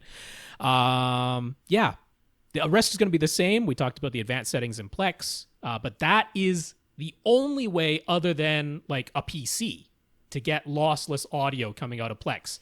There are no other boxes, no other smart TVs that'll put lossless audio out of Plex. The NVIDIA Shield is the only game in town. All right. How much does that thing cost? I think that one's $150 now. The tube. Ryan has big ideas in mind for his 11 by 26 foot basement room. He has envisioned a false wall with a 125-inch acoustically transparent screen, Epson 5050 UB, and a Denon X8500H with a 9.2.4 Atmos configuration. But life and finances has sobered that plan, and the price and size need to come way down. He will only be able to use half of the 11 by 26 foot space, so 5.5 by 13. No, half. So 11 by 13. Not a quarter, Tom. It's funnier if it's a quarter. 5.5 by 13, so he'll be sitting in the closet. So 11 by 13. So he's thinking they'll now be 11 from front to back, and the theater area will be 13 feet wide, with the right side being completely open, being only 11. So he's going to be kind of on one side of it. He'll be shifted to one side, yeah. Being only 11 feet from front to back, now he figures a 92-inch silver ticket screen hung directly on the wall makes sense, as does getting rid of surround back speakers and going with 5.1.4 setup instead, although he's still considering front wides. Do these sound like reasonable adjustments? That's exactly what I would say to do. I mean, the only question I have is, could you have the theater being 11 feet wide, the theater area is still 13 feet now front to back, but you just have the back open instead of the side?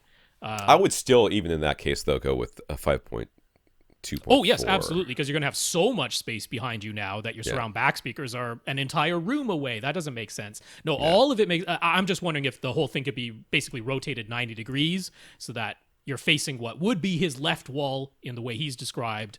Right. Now the theater's only 11 feet wide, but maybe he needs it to be 13 feet wide. I don't know if that's the case or something.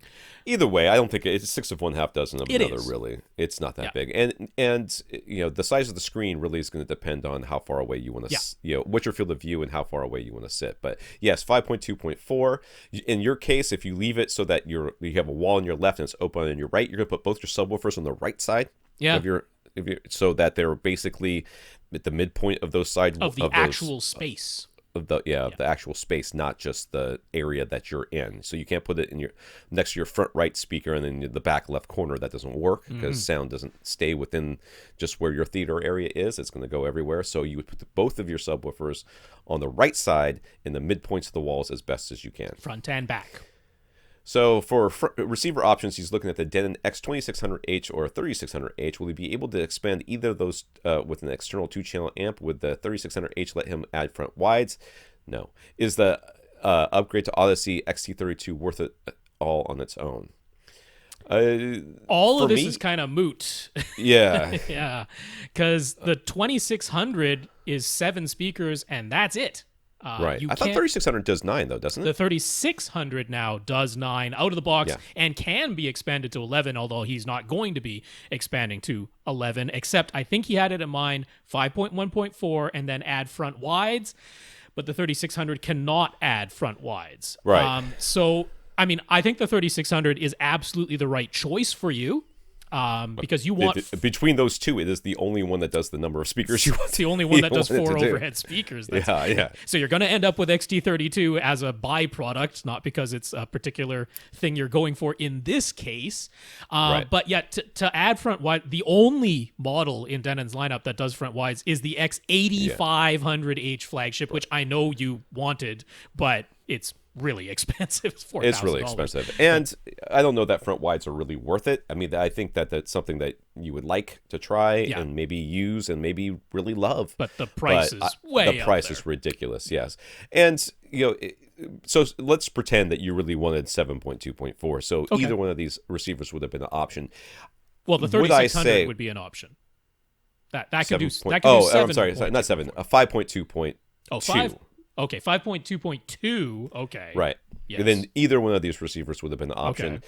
Okay. All that being equal, would I have said that XT32 would have been worth it? That would have been hard for me to say. I would have had a hard time saying that XT32 would be 100% worth it. I would say that in my case, it would be important enough to me to get it. Okay. That I would get the 3600 because I think having the best Odyssey, the best room correction can make enough of a difference that I would have that, just like we were talking about before. Right. I would be thinking to myself, I really wish I had gotten the better Odyssey. I wonder what this would have sounded like with the better Odyssey. Well, I mean, really the comparison there would be like a 2600 versus a 3500 because the 3500, just like the 2600, was limited to 7 speakers max. And the big difference there was the 3500 gives you pre-outs and the 2600 doesn't have pre-outs, and XT32 and Odyssey. Those were kind of the big differences, and that's where you're like, just for XT32. But for him, it's all moot because you want 4 overhead speakers and the 2600 won't do it. So for the time being, he needs a projector for under $700. Yes. How do you feel about a big TV? He came across the new 650 Optima HD 27 DHR. So that should be HDR. I transposed. It is HDR because it indicates it does HDR. The HD 27 HDR, which is an interesting model. It's native 1080p, but it can accept 4K HDR10 signals. Should he get it, or is there a different model worth considering?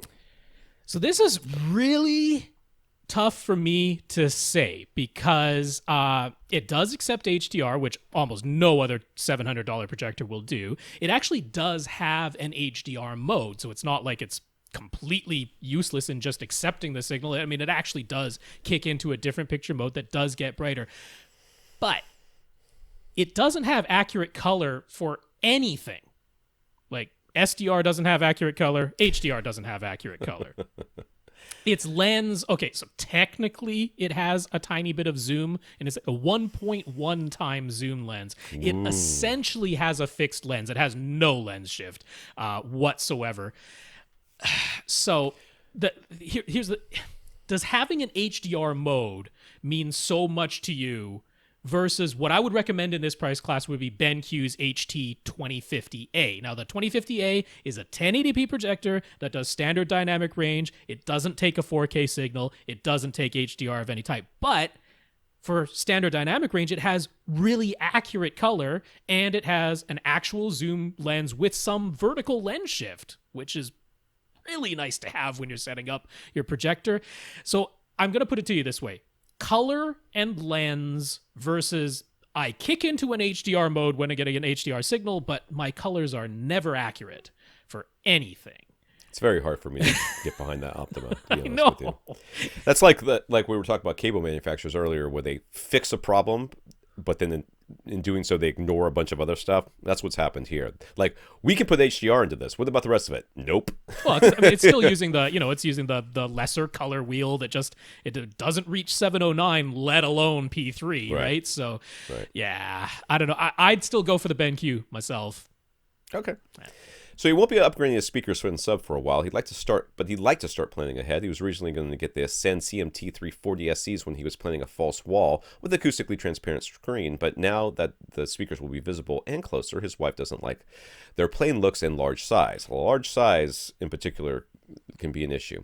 So what are some new options? His wife saw some white speakers and she thought they looked nice, but would white speakers make sense with a projection setup?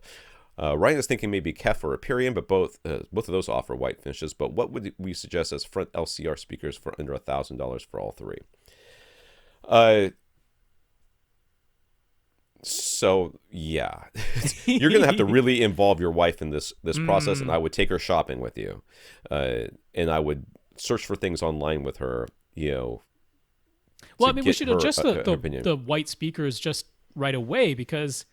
I mean, projection, it's not what I would go for with a projection setup. I wouldn't have white speakers. I wouldn't either, but I think that who cares? Yes. I mean, if the option is not having speakers or not having, having to deal with, trying to buy cubes or something because they're small, so that whatever. If you can go with a bigger, better sounding speaker because it's white versus a smaller, lesser speaker because it's not white, I mean, I go with white. Right. And I mean, the options that he's mentioned, both the Kef Q series or the Aperion Intima series, or you might even be able to afford, what is the one step up from Intimus that Aperion has now? The Novus series, which are also available in white. I mean, those are great options. So sound quality wise, I mean, obviously output wise, when what is he going to be, 8 feet away? You don't really have to worry about it. Any speaker will do it. So your receiver will have no problem powering almost any speaker. I would definitely, either let your wife listen to this podcast or talk to her about the fact that when you project onto a screen, light reflects off the screen, which means it's going to reflect off those white speakers as well. The whole point of having black plain speakers is that in a dark room they disappear and that they don't reflect light. If she really wants white, she really wants white, and that's fine. I mean, honestly, you can go with almost any speaker in this room. So it is, there are so many options out there in this price point which are good enough sounding that we're okay with, that it is an aesthetic choice for you. Yeah, but I mean, okay, let's say he really loved the Ascend's sound or something, right? Now, you don't need the CMT340s anymore. They are much bigger than you need for this setup. You could go with the HTM200s, which are way smaller. Now, they're still plain black boxes, but that also now means they're wall mountable. So you could be considering that. Like, are small plain black boxes mounted to the wall something you could consider? There's Klipsch's on-wall reference Premier speakers too, which are really nice looking, but they're black, but they would go on the wall, right? Is that something that would be slick enough? But are those $1,000 for three? Yeah, well, because he doesn't need the big ones. So you can get the ones that are $300 each. 3 of those are $900. You're fine. But you know what? I kind of bet he's going to end up with Kef. Yeah, I think so too. I mean, they're available in multiple finishes, black, white, or a nice wood finish as well. And he asked in his email a little bit about the center. And I'm like, you know what you can do? Take a look at the Q150 bookshelf speaker, because that's all you need. For output-wise, that'll be fine. Right. It is one woofer with a tweeter embedded right in the middle of it. there's no reason you can't use that as a center. Like Right. you do not need something that is called a dedicated center speaker. You can turn the Q150 on its side, and its dispersion is exactly the same in every orientation because it doesn't even have a tweeter above a woofer or anything like that. So I kind of I bet that ticks all the boxes. Like, it's small, it's in the price range, sounds really good, the dispersion's really easy, even, and you can get it in white. Yeah, I I like would that. definitely go with something that you mounted on the wall, if at all possible. Not necessarily mounted, but even if you just put a shelf. Yeah. You know, it doesn't. I mean, we're not even running a speaker cable all the way up the wall. You know what I mean? You're just punching a hole and then punching a hole. You know, cutting a hole at the bottom, and you don't have to even put a box down there. You just take a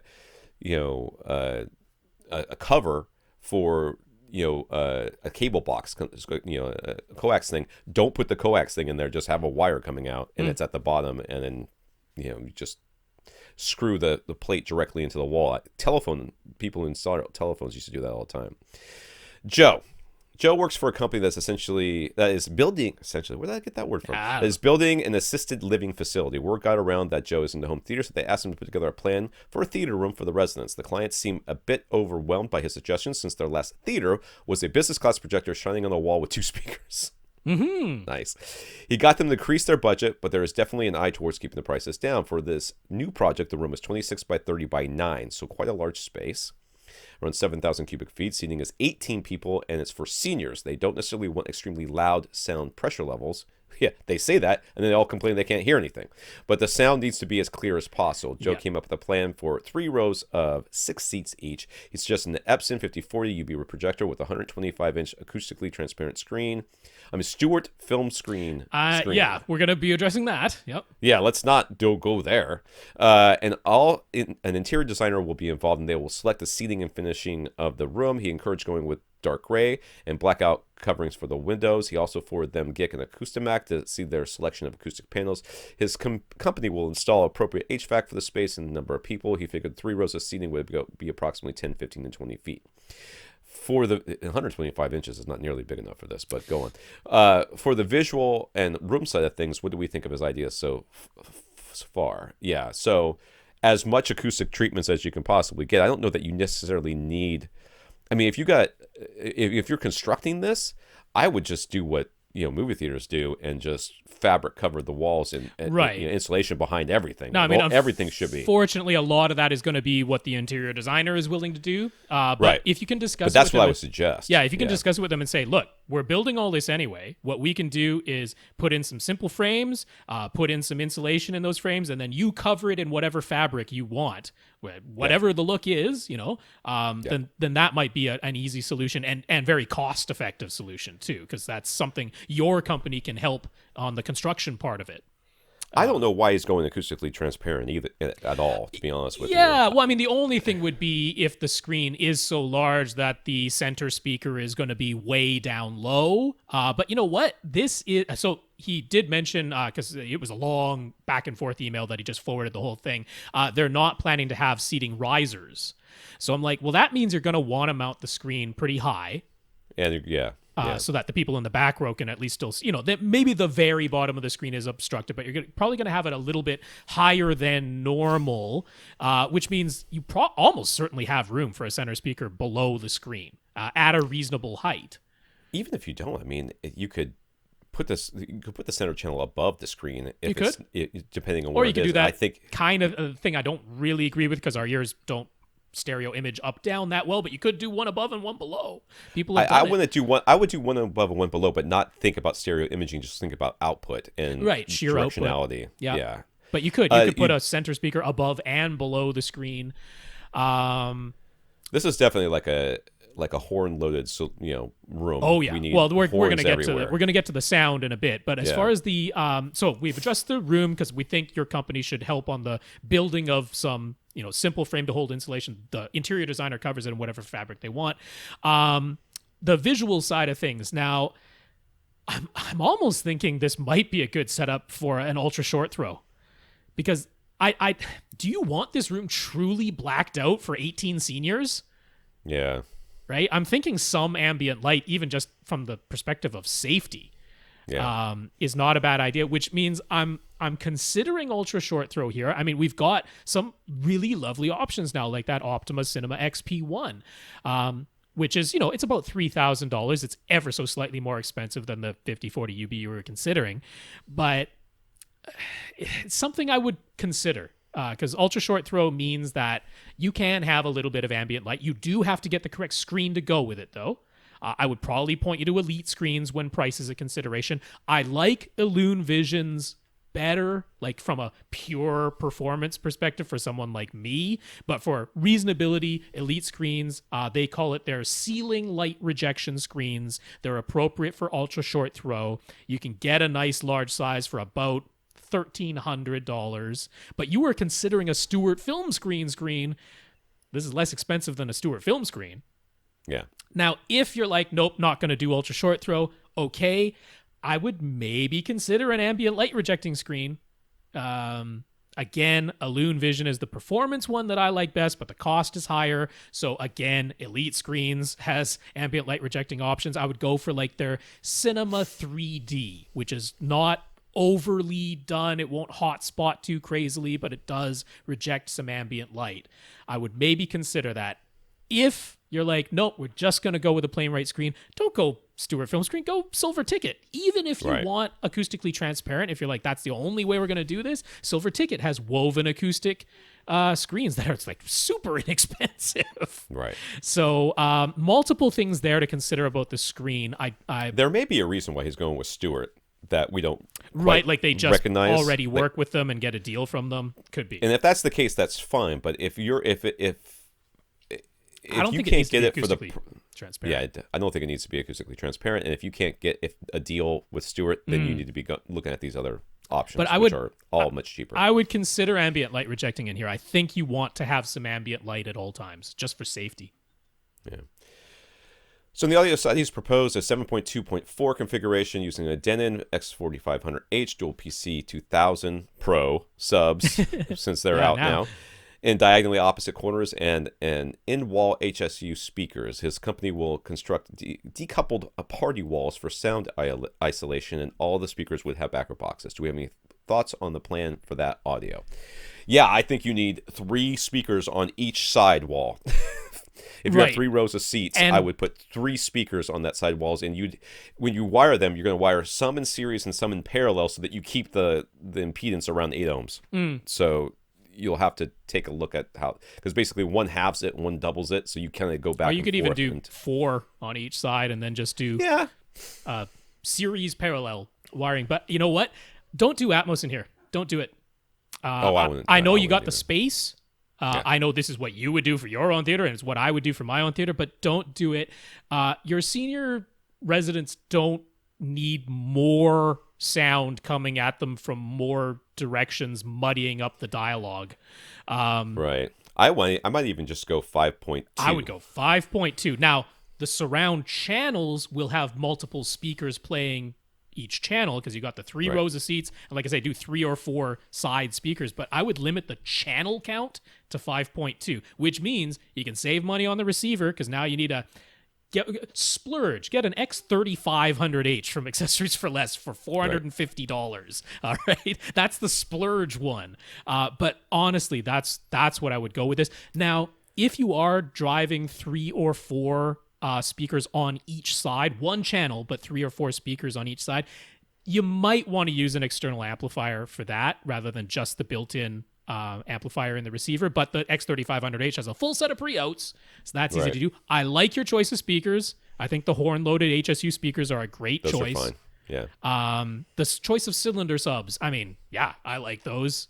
Is it for 7,000 cubic feet? Is it going to hit 115 decibels at 20 hertz? No. Nope. I also don't think you need or want to. So I think all of that is good, but don't do Atmos. Do 5.2 multiple side surround speakers. So he's planning on setting them up with a Harmony Elite for remote control, a Panasonic UB420 Ultra HD Blu-ray player, at Apple TV 4K, and APC J25 backup battery backup power protection. Any thoughts there? Yeah, that's fine. All of those look good. I might question the Harmony Elite because it's a little bit complicated. You know, everything's on that touch screen. I'm like, how many sources are you actually going to have? It sounds like 3, because I think they're going to have cable service as well. Right, sure. Could you maybe just go with a Harmony Companion? It's all just hard buttons. It has 3 activities. So if you got 3 sources, it's perfect for your 3 activities. My guess is that the people who are going to be controlling this are the staff. That could be. So in which case, it's going to be 6 of one, half dozen of the other. Although the Companion costs less, so you could save $200 there. Yeah, you can save some money there.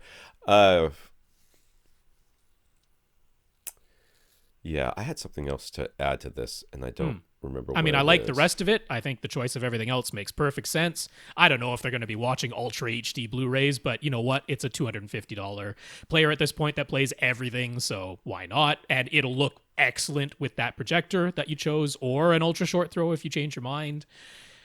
Yeah. If I remember, I'll come back to it, but I don't remember what it is.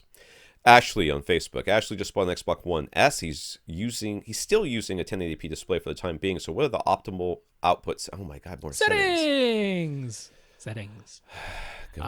Okay, so anything that might be confusing. Okay, so you're going to set yours to 1080p resolution. I would hope that's pretty obvious. There is the setting right next to it that says video fidelity, which is confusing. Always leave it at 24-bit. There's no reason to ever up it to 30 or 36. I don't even really know why those are there, because any content that actually uses 10 or 12-bit automatically changes to it anyway. So leave it at 24.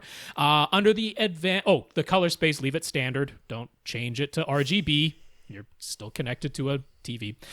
So your advanced settings under video, it has a bunch of checkboxes for things you can allow. They'll probably all be grayed out except for 2 of them in your case, because if it's not a 3D display, that'll be grayed out. Yours isn't a 4K display, that'll be grayed out. Yours isn't an HDR display, that'll be grayed out. So you can choose, is it compatible with 50 hertz? I don't know. Is yours?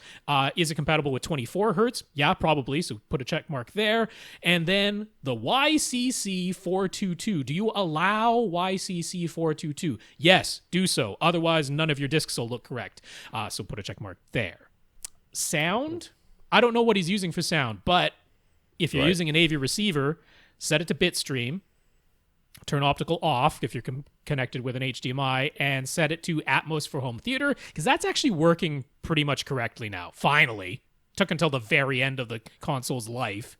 Right. Yes, they finally seem to have gotten all the audio to work correctly. Yep. So you can basically put everything to bitstream these days. Atmos for home theater, if you have an Atmos compatible receiver. And then under the disc and Blu-ray section, which is separate from the display and sound section, you want to check the box that says let my receiver decode audio. But that's about all there is to do there. So what about when he gets a 4K TV in the future, or for his brother who already has one? So set the resolution to 4K. I would hope that one's obvious. And under the advanced section, turn on HDR, turn on 4K, and the rest is the same. All right. Yeah. Eddie on Twitter, he asks, what's our take on the NAD T777 V3 receiver?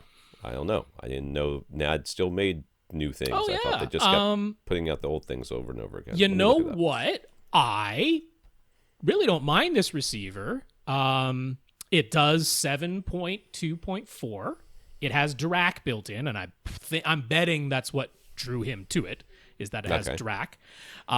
It is the LE version of Dirac, which means that it only goes up to 500 hertz, and it only does 1 subwoofer channel. You can pay $99 to upgrade it to Dirac Live Full, which gives you the entire frequency range and more. I think it gives you more memory slots. Doesn't do anything on the subwoofer side of things, but it gives you the full frequency range. You don't really need that. You could probably stick with the LE version.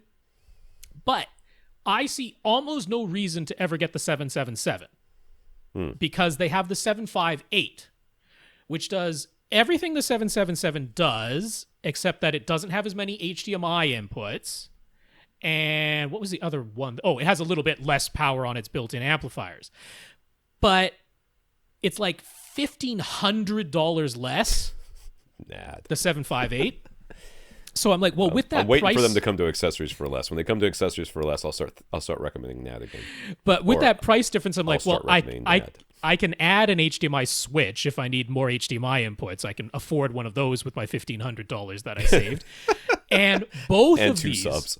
both of these have 7 amplifiers built in, even though they can do 7.1.4.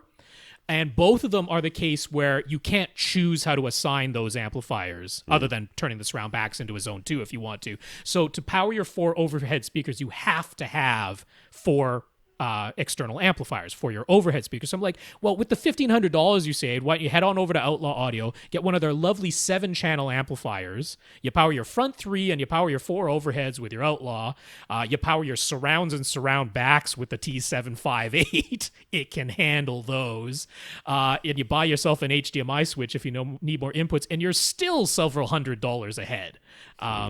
But honestly, it's a pretty darn good receiver, and the 758 is not unreasonably priced. It's like $1,500, which is, expensive but not outlandish, not what we might think a NAD would cost. Right. $1,500 is not bad Yeah, for a brand new NAD receiver. Yeah, and with Dirac LE built in. So, yeah, I'm very okay with the 758. I don't think the 777 makes a whole lot of sense.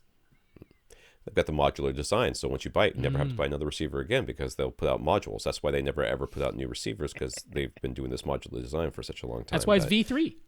That's right. That's right. Infinite Gary. Gary watches a lot of live sports. Sometimes the crowd noise makes it difficult to understand the announcer, so he'll resort to setting his pre-pro into mono output.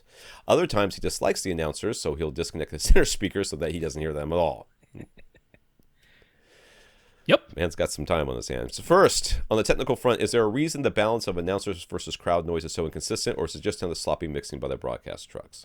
I mean, yes, it's down to how it's being done by the TV station. I mean, most of the live sports that I watch is hockey, mostly Vancouver Canucks games, because I live in Vancouver. That's my team. And even on the home games, which are all broadcast from the same place, it's sometimes inconsistent how loud the announcers are versus the crowd noise. So that's just the mixing that not much you can do about that. No.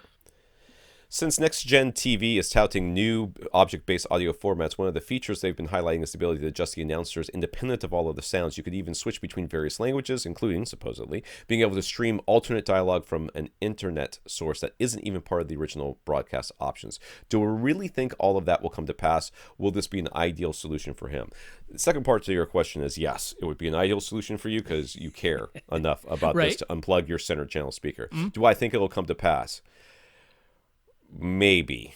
I actually believe that the turning up the center speaker independent of everything else, I actually believe they will do that because it's been so requested. I don't know that they'll let you replace the announcers, though, because I'm sure it'll be possible on a technical level. I bet it'll happen at the beginning. Like, people will be excited about it, and some people will be out there. I mean, there'll be people doing it for free and just saying, install it, because it does have both broadcast and internet are combined in next-gen TV.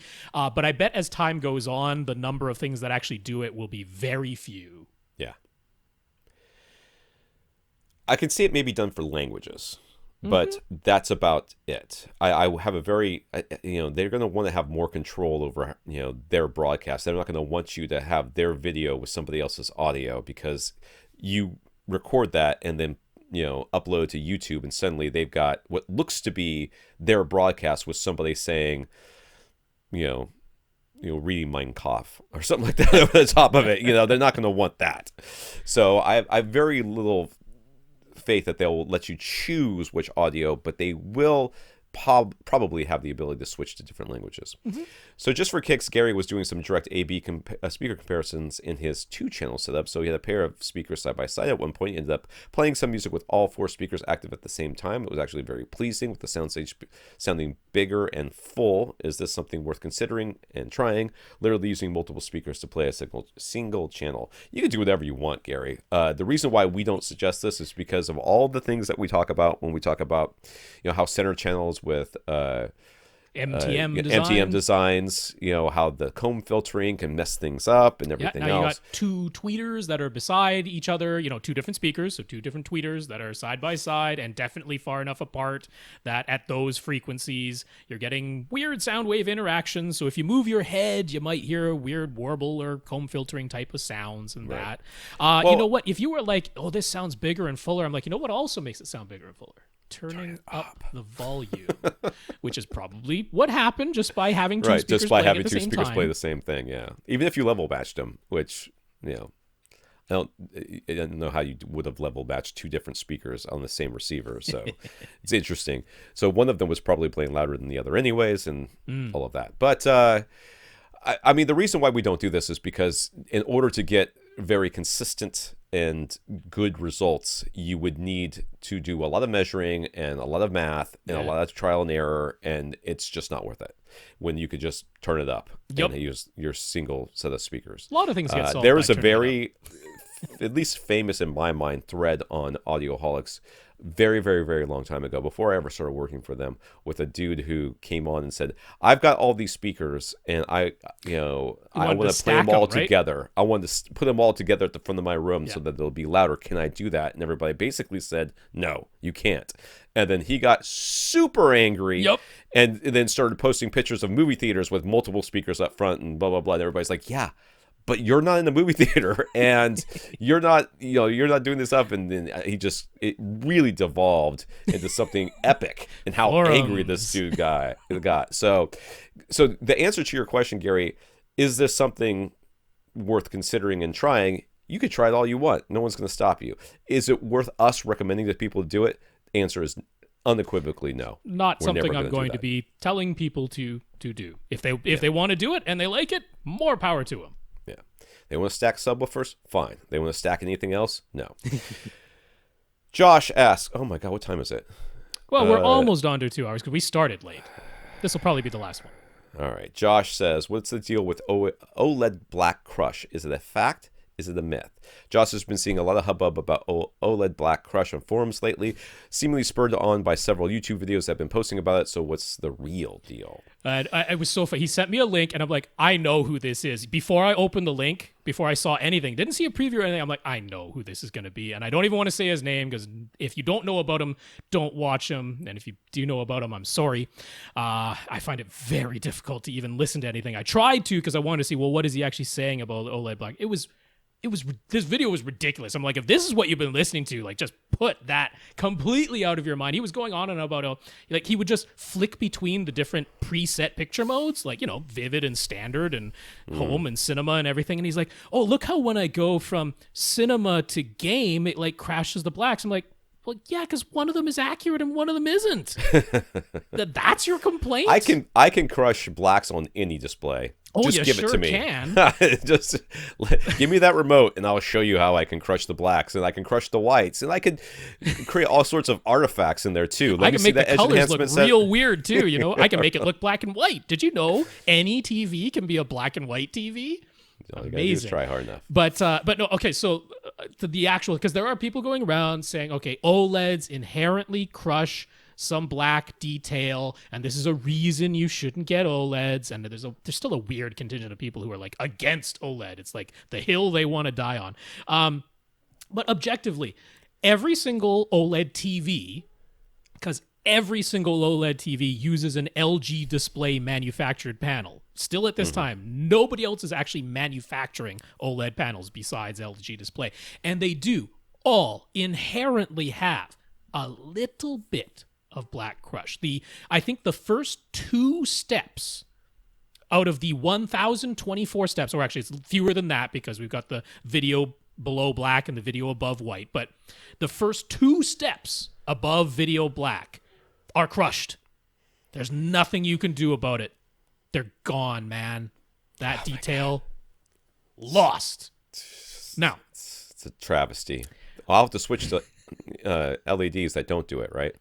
Well, oh wait, yeah. Well, they don't have true blacks. I'll get to that in a second. So there's that. Now, Panasonic over in Europe. All right, they released a GZ2000. They tuned that thing like crazy. They put in crazy high-end processing and all this stuff. They did everything they could to avoid as much black crush as humanly possible. And you know what? They did it. They did it. It costs like $2,000 or 2,000 pounds more than every other OLED, but they did it. Good on them. You can't get it here. I think he actually wants to ask about that. But yeah, okay. But then there's the LG C9, which is very affordable. You can get it everywhere.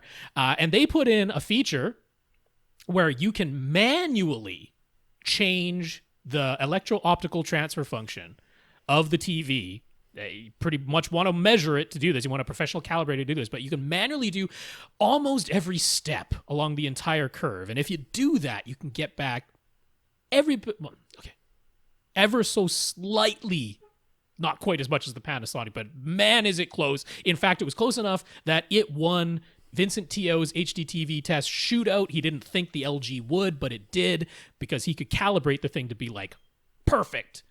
Now, if all you're judging it on is the preset picture modes and you opt not to use the most accurate picture mode, yeah, it's all weird and contrasty and the edge enhancement is turned on. The dynamic contrast setting is like, yeah, weird things. Okay, if that's what you're judging it on.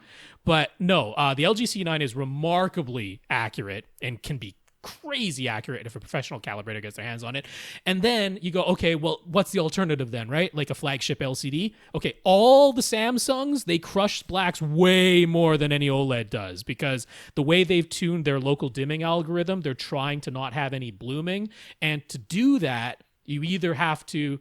So not only do the Samsung QLEDs tend to crush blacks, they tend to lose stars in a star field. Like the stars just go away because they didn't want to turn the backlight on bright enough that it would create haloing around the stars. So like the stars are gone. Okay. So Sony probably has the most accurate just above black levels in their LCD, right? Like one step above video black. It's still there. Great. You know? Okay. That's the most important thing to you out of everything. Good. Go get a Sony flagship. That's the deal. Lastly, he asks, will we ever see Panasonic TVs in the U.S. again? Is it true that Panasonic is making the very best OLED TVs at the moment? If so, why is the U.S. stuck with lesser quality panels? Again, it's the same panels. It's the same panels. Different processing. In that one aspect, yes, but you know what the Panasonic doesn't have? It doesn't have frame-by-frame dynamic tone mapping for HDR, which is one of the other reasons the LG won as the overall best TV. And you can get the LG here in the United States. Will Panasonic ever come back to USA? I don't think so. I think they're done. You know, the TV market it's not conducive to them coming back. I don't really see it happening. Who knows? I doubt it. Who knows? But I don't think so. We don't know. I wouldn't predict that they would. All right, who we got left? We have Carl R. We have Chris T. We have, I'm not sure if it's Dennis or Denis because the way it's spelled, Denis. Might be Denis. Dennis, Denis, one of the two. Carl L. and Michael We I. have that many left? I mean, we were right at the bottom of this 18 on the page. list, dude. We got to 13. We had 18 on the list. That's how it goes. We may have... There must be short questions. All right. We want to thank our listeners of the week. We want to thank Ryan for going to avrant.com and clicking on the Buy Us a Cup of Coffee link and giving us a PayPal donation, as well as our 92 patrons over at patreon.com, including James House of Cards. We need 8 more donors I know. over at Patreon to pick one of you as a winner. It went down as one. But yes, Ryan, thank you for the donation. Our 92 patrons at patreon.com/AVRant podcast. If you'd like to sign up for an automatic monthly donation, thank you so much. Thank you, James House of Cards, for being one of our ongoing patrons. I want to thank James for talking us up to SVS, Andrew for talking us up to Gibbies, and Damien for talking us up to Ascent. Yeah, thank you, James, Andrew, and Damien. We appreciate that support. For AVRant, I'm Tom Andrew. And I'm Rob H. Now go out and listen to something.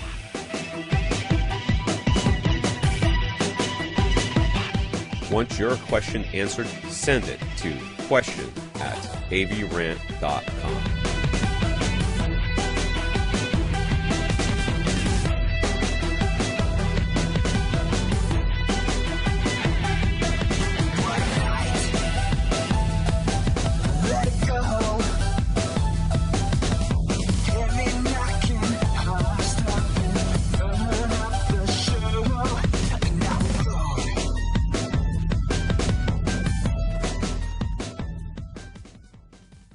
This is AVRant. Now go out and listen to something.